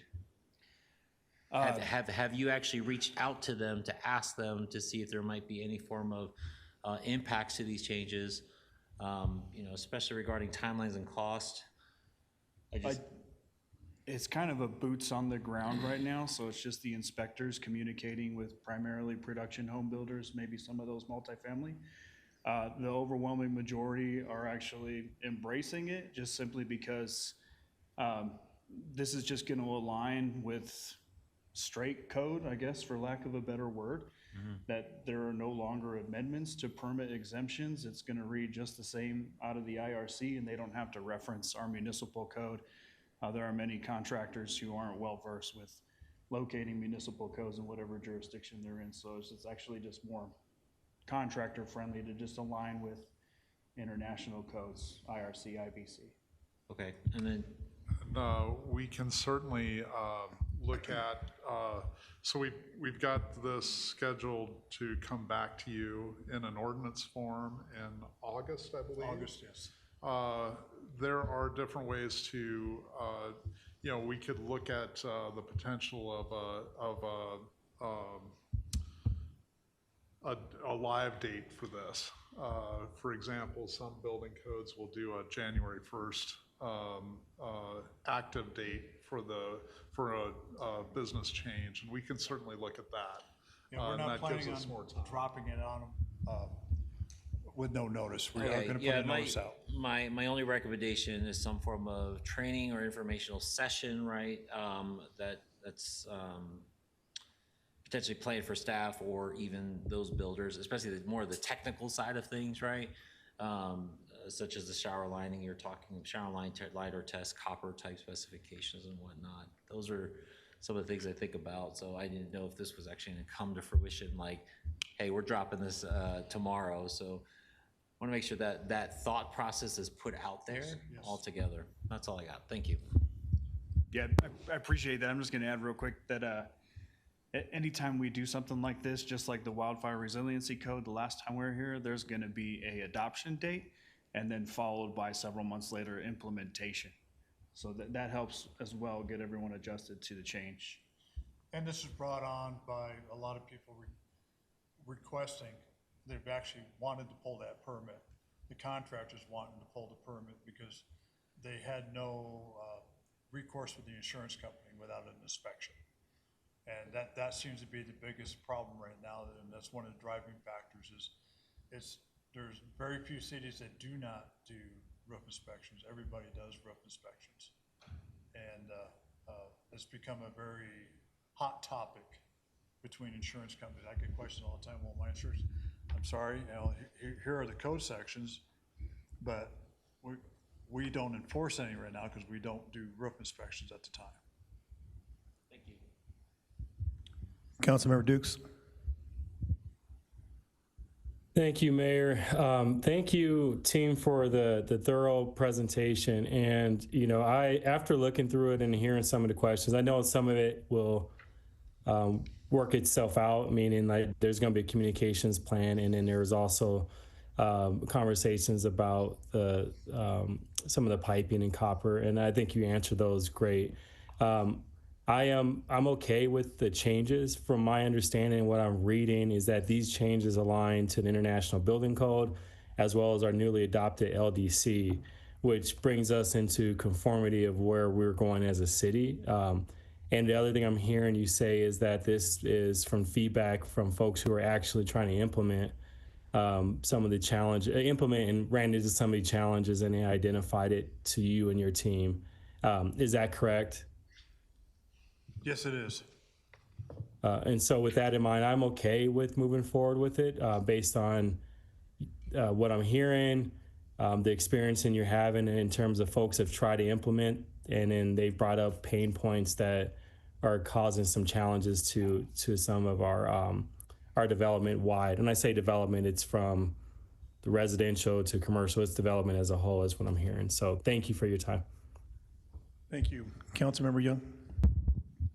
Thank you for taking the time to put all of this information together. And I trust your expertise and your experience in this area, and the conversations that you're having with the builders and the developers. And I think from what I'm seeing of the work that you're doing and what you're asking of us is we're streamlining some communication and thereby, I think, just strengthening our relationship with the developers and helping get them through the process a little bit more efficiently and with better communication.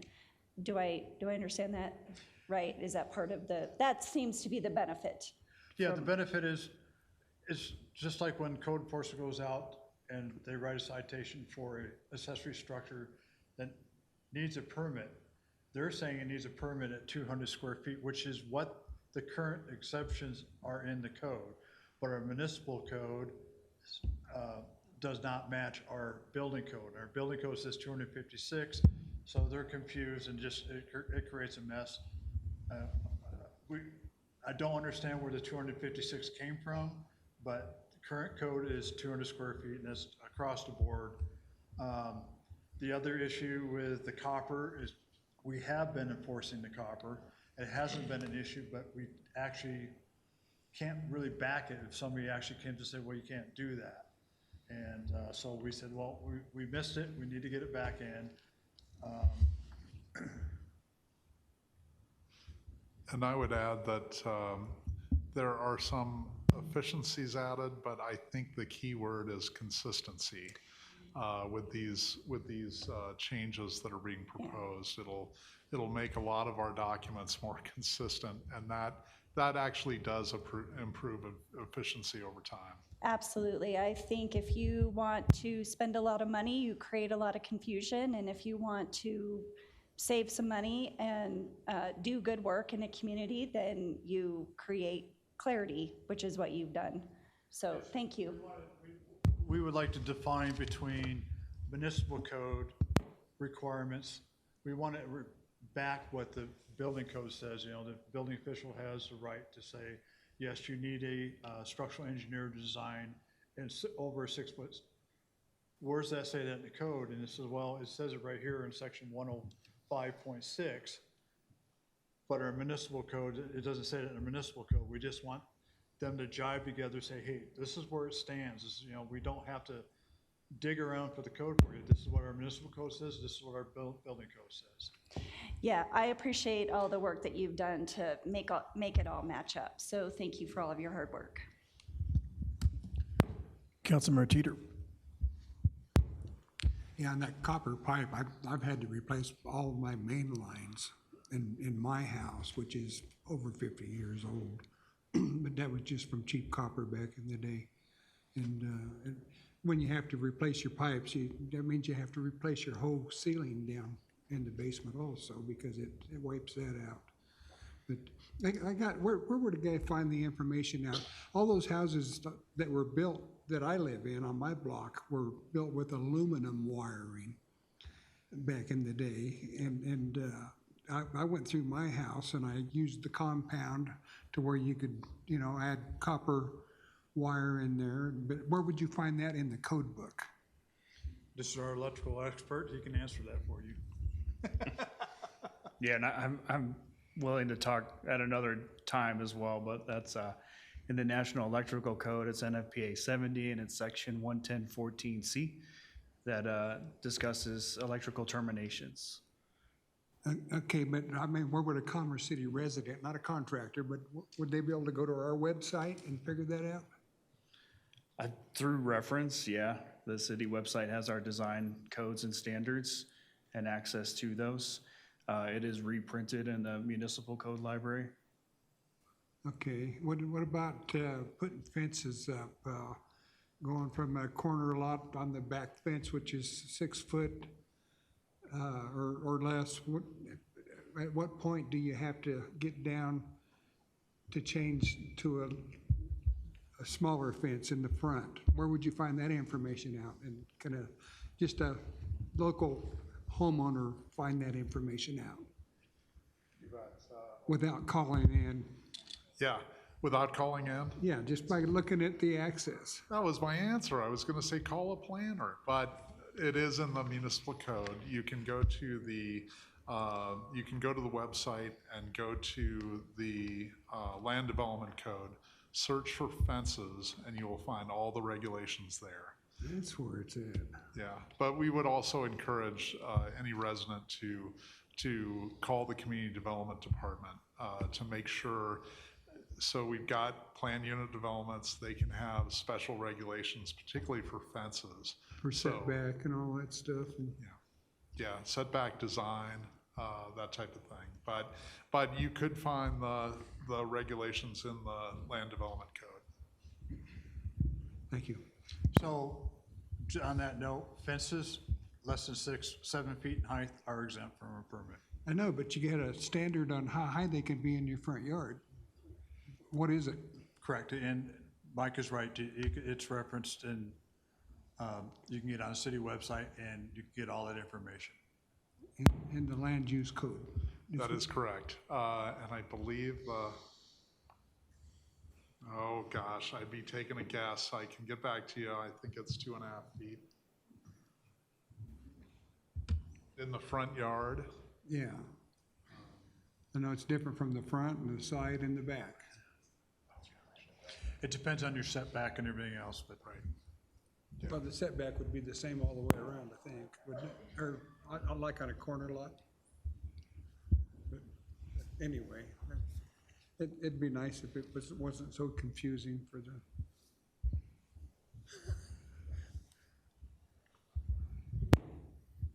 Thank you. I had a question around bringing back on the permitting side. So this is just to make sure, like, if a roof needs replaced, it has to get a permit. If there's siding that's been ripped off due to the wind or whatever, replacement, they had to get a permit, correct? Correct. Is there any square footage, or is just replacing any amount of roof, or can you explain that? So on roofs, it's anything greater than 100 square feet or one square. If you're replacing that, or one slope, you'd have to get a permit. Okay. For repairs, and permits wouldn't be required for minor repairs for siding, but replacement of a full side would require a permit. Okay. Any window replacements would require a permit. And 90% of it is to make sure that where they need tempered glass, they have tempered glass, safety glass at bathrooms or at front door entries or anywhere of impact by a human impact that would cause injuries. What about R rating for windows? They would have to meet the energy code for R value, which 99.9% of all windows now produced meet the U factor for efficiency. Okay. All right, thank you. Any other council members have questions? Well, I appreciate you guys, your time. Councilmember Teeter, did you have a question just related to? I got a statement with the windows that I had Champion windows put in, and I paid extra for the high-impact windows. And I had this little shit standing right Okay, outside my Councilmember Teeter. window, and he wasn't from here to those chairs, and he wound up, and I was watching him. I said, what the hell's he doing? And he just, my new picture window, he just threw it as hard as he could, and it just bounced right off. But I mean, if it wasn't for, I thought, holy cow, I couldn't believe that. And then he ran over and hid underneath the tree next door, which. Reports? And I went over and told his parents about it, but anyway. Thank you, Councilmember Teeter. I thought you would appreciate All it. right, well, I appreciate you guys being here and explaining this. This is very good information. And then going forward, making sure, especially when it comes to the building community and developers, they understand those minor changes and how they will affect them, because ultimately it comes down to even our residents out of pocket, making sure they comply as well. So, thank you. Thank you. All right. I appreciate it. Thank you. Appreciate it. 8:29. City Manager Rogers, your report. Thank you, Mayor. Commerce City recently recognized 23 outstanding GED graduates, including 9 residents from our own community. This was an inspiring and emotional milestone for everyone involved. Launched in 2025 in partnership with Metro State University of Denver. Our GED preparation program through the Workforce Pathway Program was created to remove barriers by offering no-cost classes in English and Spanish, flexible schedules, and childcare support and hybrid learning options. Congratulations to the graduate class. Community well-being made a significant impact this month. The We Don't Waste Market served 443 families. 115 of those were Commerce City residents. Additionally, our community well-being partnered with Adams County Health Department and Nativity Lutheran Church to distribute 30 free boxes of fresh produce to local families. And last but not least, the Grab and Go program also provided 62 meals at the Wheel. From an economic development standpoint, thank you very much for your support when we came before you on a letter to the state in regards to the Adams County Enterprise Zone to reassign the Tower Road corridor. That submission was made, and we did receive an endorsement from Denver International Airport.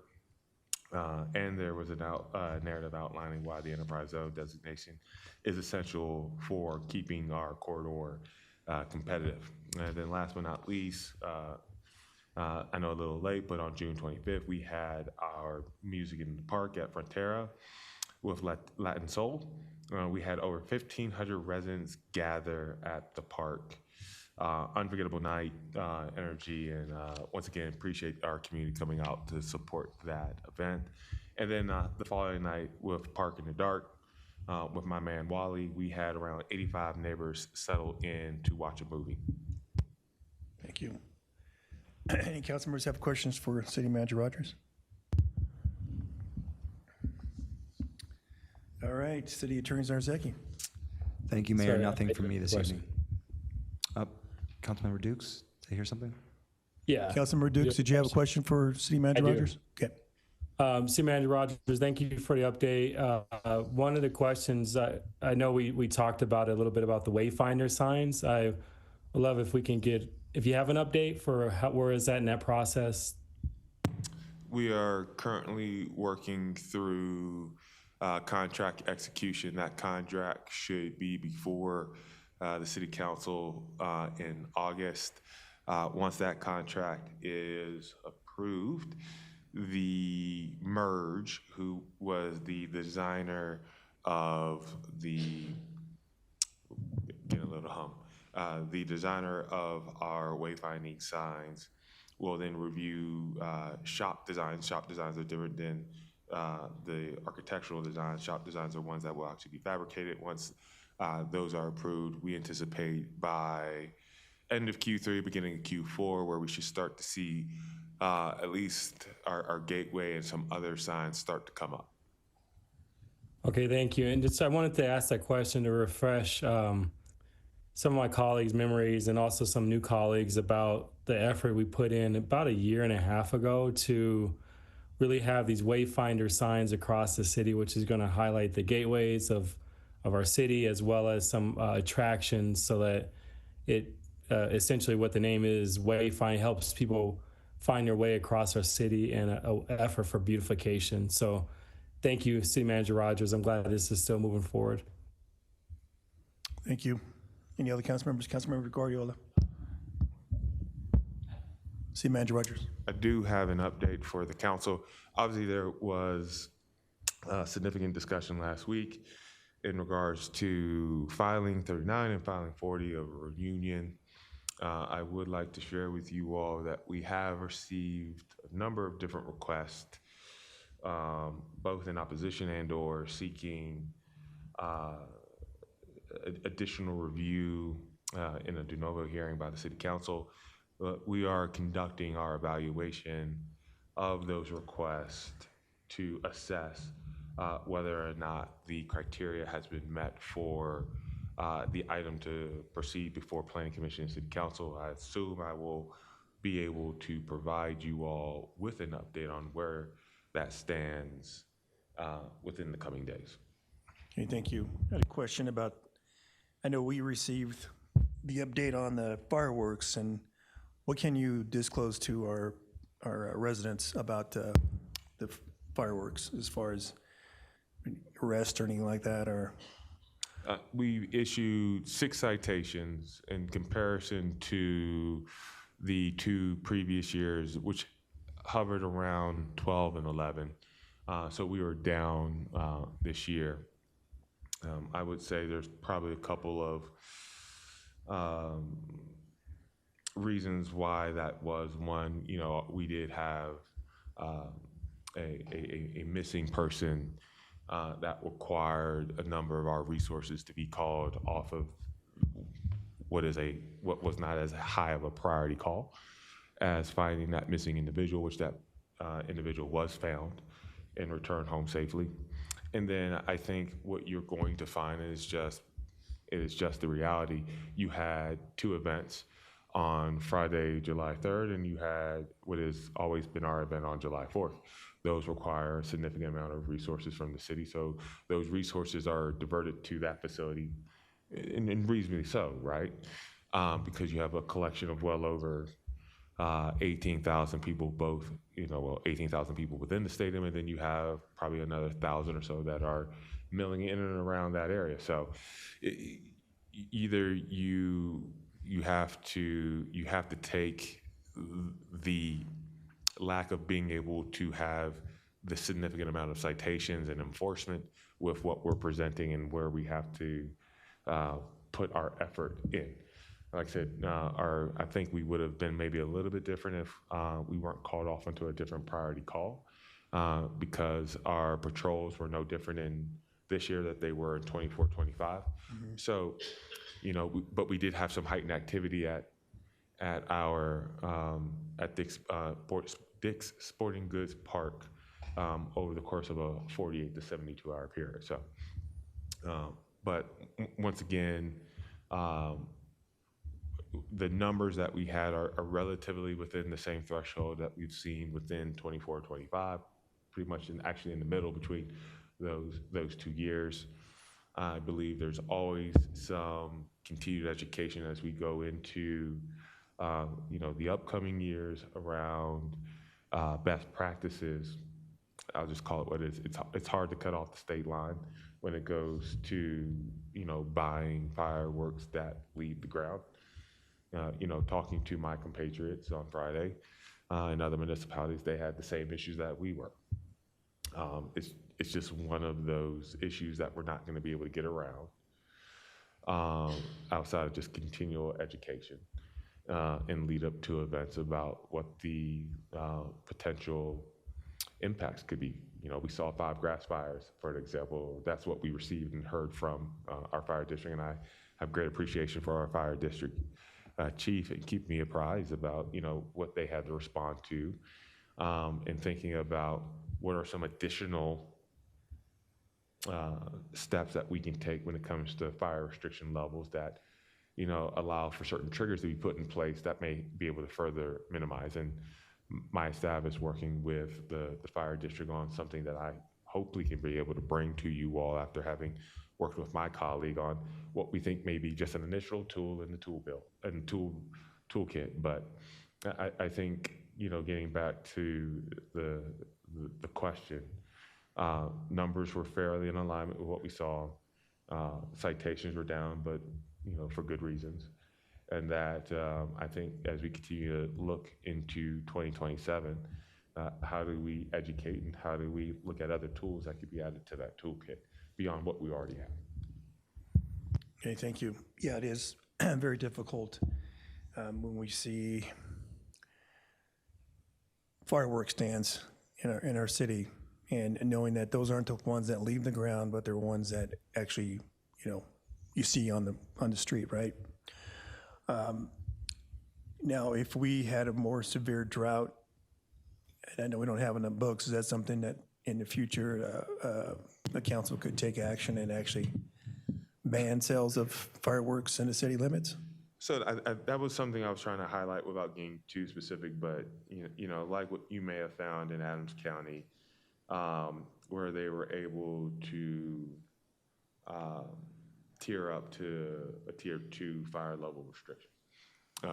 The city does not currently have a triggering mechanism for certain reductions of use of whether it's fireworks, equipment, and or other activities within our municipal code. So we don't have that step or limitations or prohibition. So when thinking about what could we adopt that is maybe uniform to what is happening in and around us, so that there's clarity about those in Commerce City, those in the enclaves, and vice versa, on the expectation when we get to a critical weather scenario like what we've been experiencing and are addressing and responding to, so that we're not just protecting the broader community, they're protecting themselves and understanding about the rules in place.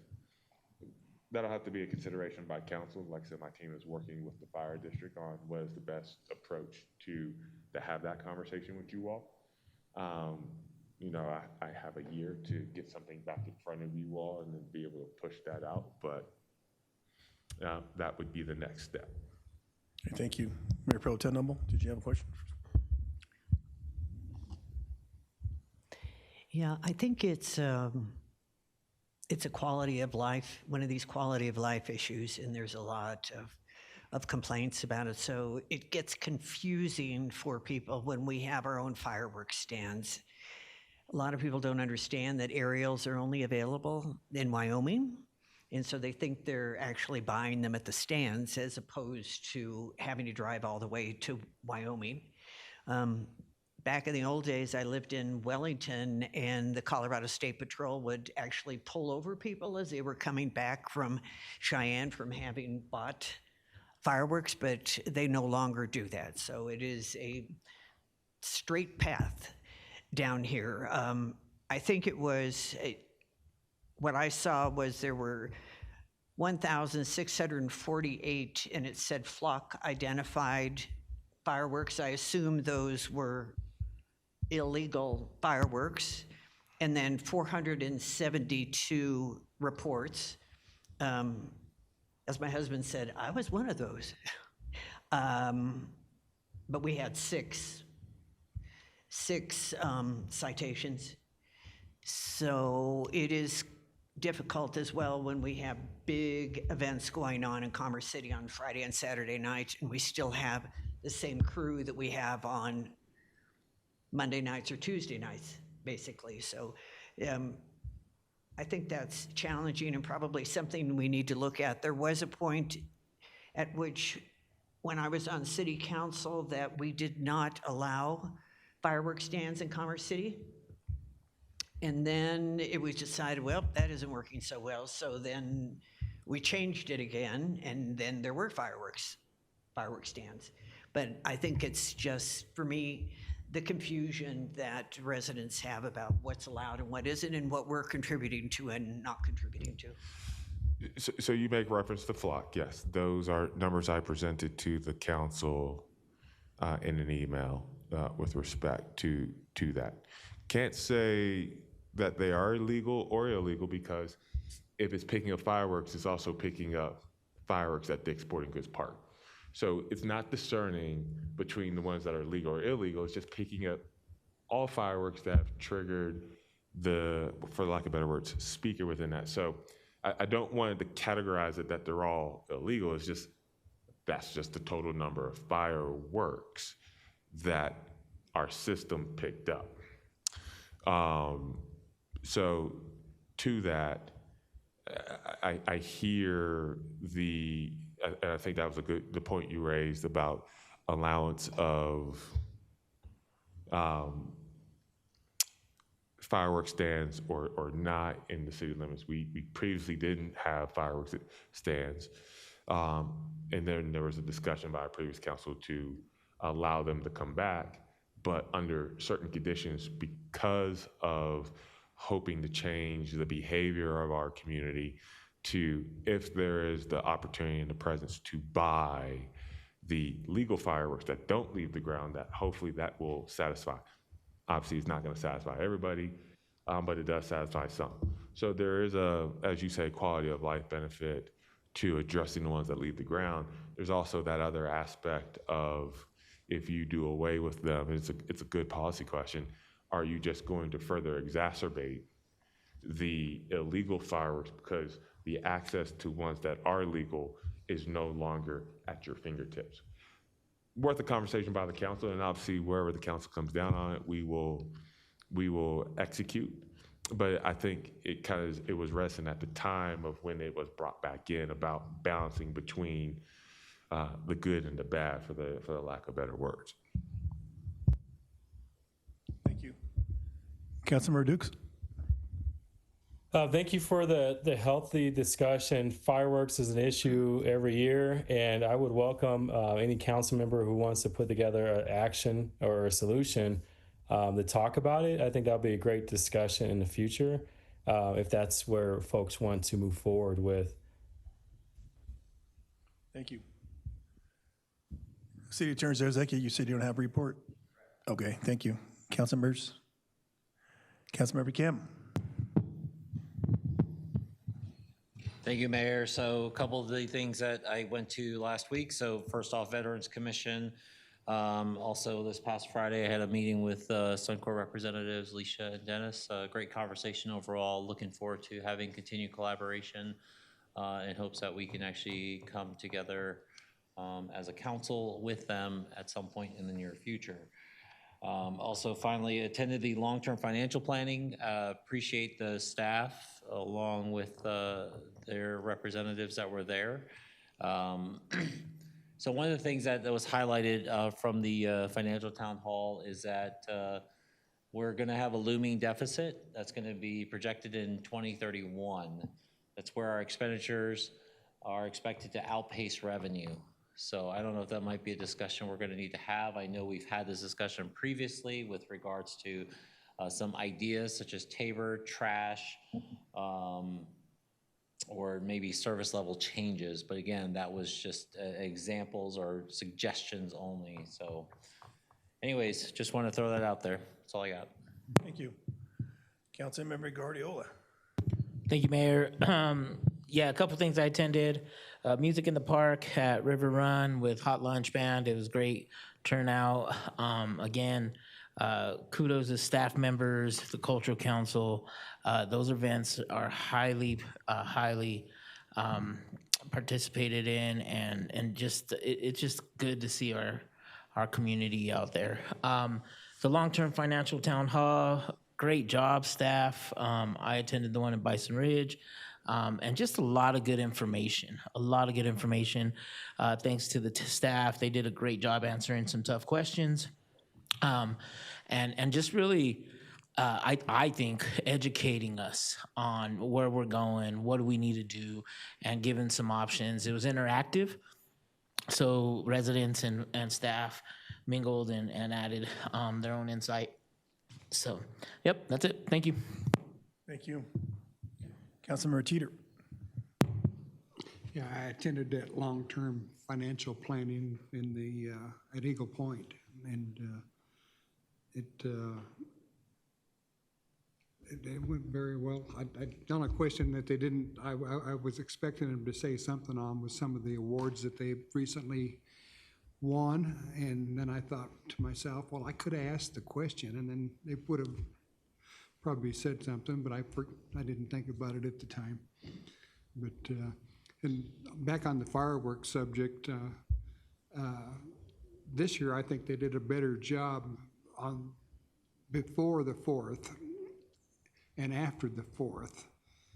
But the 4th of July, I mean, I put on the fireworks show out here for over 30 years with the fire department, and these guys on my block put out more fireworks than the city put out back in the 80s. I mean, they had to be over $10,000 worth of fireworks. It was just, they put on a damn good show. And it's just what it is. But and I didn't see any safety problems with it. And yeah, we don't have enough personnel to, I mean, there were so many people shooting off on the 4th and the 3rd that it would have been impossible to try to do anything about it. And you know, and these were big fireworks. But so they took all the safety precautions, but they were noisy. That's all I got. Thank you. Any other council members? Mayor Pro Tem Noble. Thank you very much. We skipped reports recently, so I just want to acknowledge my time and appreciation for being at the Colorado Municipal League Conference in Westminster. I guess what I would call my favorite, the favorite one that I attended was Capital Projects Master Plan with the City of Aurora. And they had taken their transportation plan, their Parks and Recreation and Golf Master Plan, all of those plans, and had the community spend 2 years creating a priority list. And one of the reasons they did it is because they had had so many failed bond issues that they wanted the community involved in order to get everyone on board and pick projects that the city was really interested in. I also, at lunch, one of the lunches on one side of me was Frisco, and on the other side of me was the man who was with a software company that Commerce City contracts with.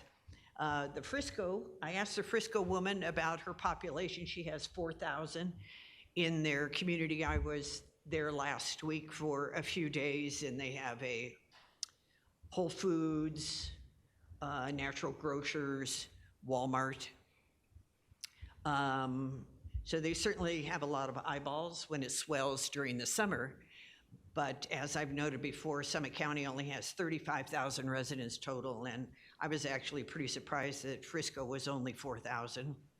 I also attended the Capital Facility Fee Foundation meeting, and something I want to draw attention to is an issue that we're having regarding developers participating in supporting the schools in Commerce City.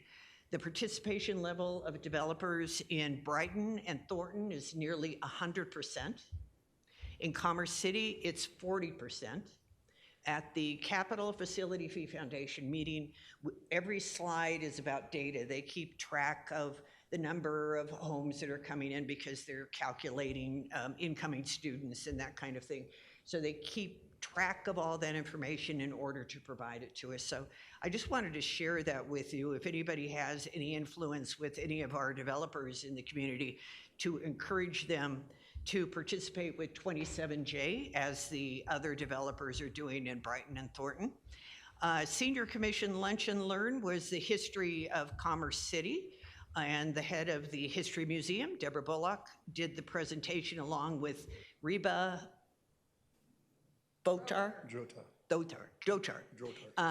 It was really interesting, and one of the reasons we wanted History of Commerce City, even though it's not our special year, was of course because the 150th anniversary for Colorado.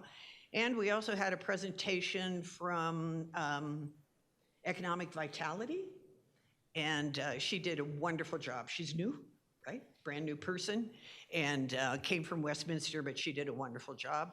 And finally, I participated in a meeting with KSE about Victory Crossing.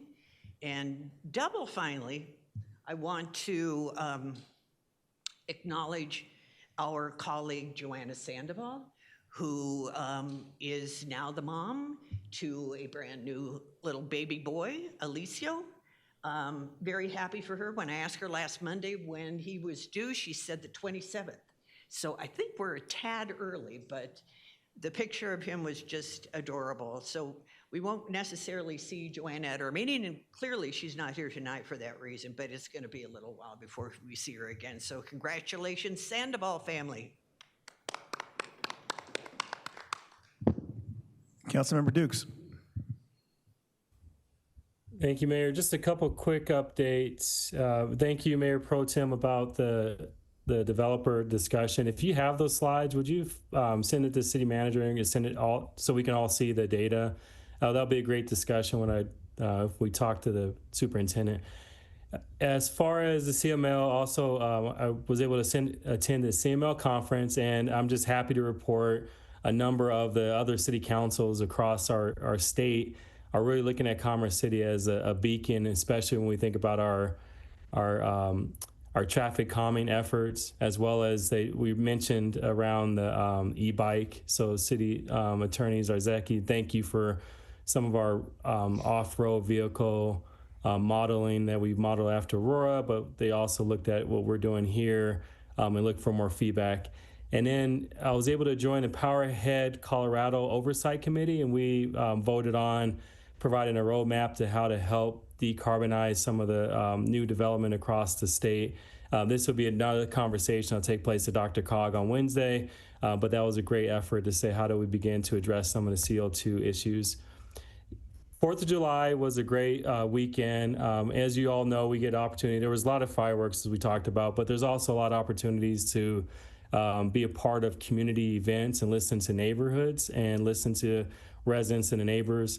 And during this time, I was able to get a lot of feedback from a lot of residents around the excitement of positive growth in our city, the balanced growth that's taken place, whether it's over in Derby, over on Tower Road, also looking over in the Dunes and Bell Creek. So a lot of folks are excited about what we're doing and the excitement of expanding our roads. And that's something that I want to highlight as I hear that. I call them the silent majority, where they don't often share on different platforms there, but they all often talk about the good that's happening across our city.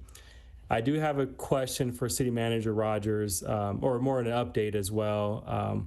One question, or I'll give an update first, that I mentioned earlier around the challenges with some of the unhoused individuals across our city. I talked with Councilmember Teeter to really think through what we can do differently to address this issue. And I know City Manager Rogers and our city attorney are talking through some of the legal opportunities. And so I want to keep us posted around how we can be more intentional about what we can do with addressing some of the challenges within, specifically in our south part of our city. So more to come on that. The question I have is, City Manager Roger, is around 68th and Colorado Boulevard. And I know briefly we talked about the challenge with some of the flooding with residents, and could you share a little bit about our need to engage RTD for some of the right-of-way issues?